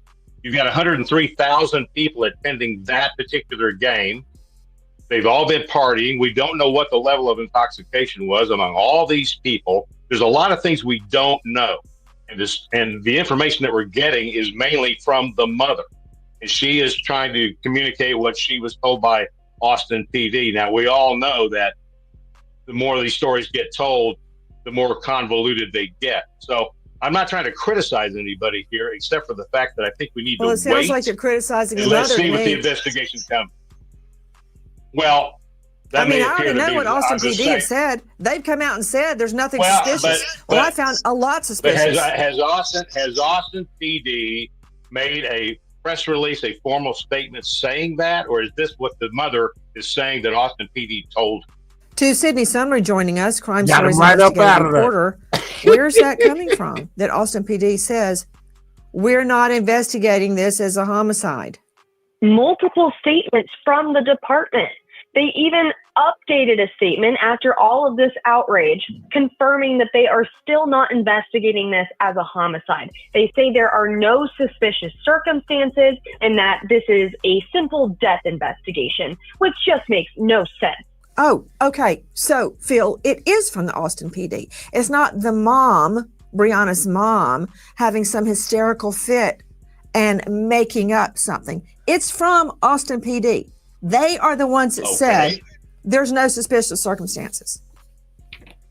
All right, then Austin PD is telling you what they are investigating, which is this, what we call it a suspicious death investigation or a death investigation. That's what they are doing. Now, if at the end of this investigation, a piece of evidence occurs, and you know this, that changes direction of the investigation, then that will reveal it and that will send that way. But at this point in time, the detectives are telling everyone that what they have right now is a death investigation, and they're going to continue that way. It doesn't mean that they're not going to go, oh wow, we've got a piece of evidence here that now sending us in a murder investigation. That's not what they're saying. They're saying at this point in time, the evidence that they have is not leading them to a murder. It's leading them to a death investigation, and they want to find out why and how she ended up on the pavement on the 29th of November. And Sydney, what exactly were the words from Austin PD? What exactly did they say? Because it doesn't sound like what They said they didn't hear any. They say no there foul is play. no indication of suspicious circumstances.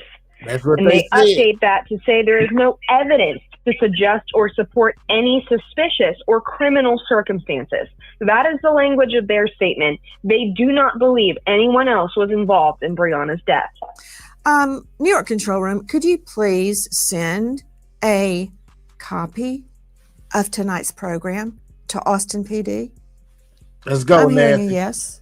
So maybe we can help them find the same suspicious circumstances that we have found, and that her grandmother has found, and that her mother has found. You know what? It is a sad state when the mother can't grieve for her daughter because she is trying to solve her death.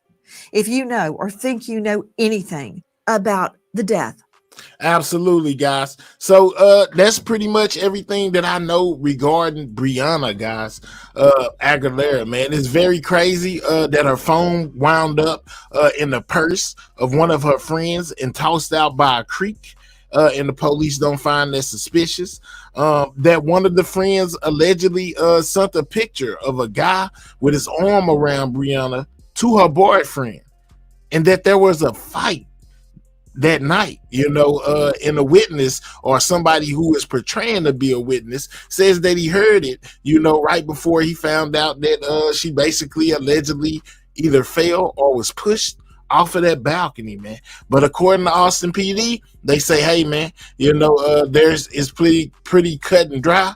They found a note, basically a unalive note that was written to her 2 weeks prior to this happening, and saying that she had thoughts of unaliving herself way back in October, that she expressed to her so-called friends, and that friends were involved in at this party. I find that crazy that they find that there's no suspicious circumstances in order to do a further investigation, and that they are willing to close the case.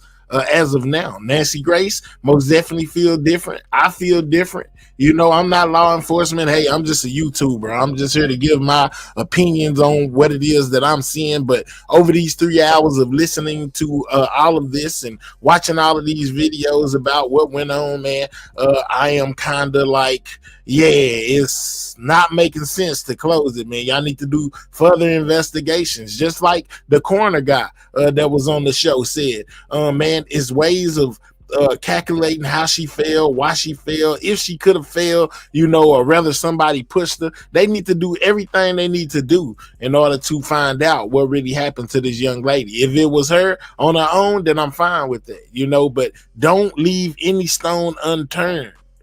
Because this mother is distraught and most definitely in her feelings about losing her baby, and I most definitely feel her, guys. I don't usually pop out with these kind of stories all the time. This was the first one. I'm thinking of doing like a little series. I think I'm gonna start doing these sometime, and calling them the Yellow Tape Files, man.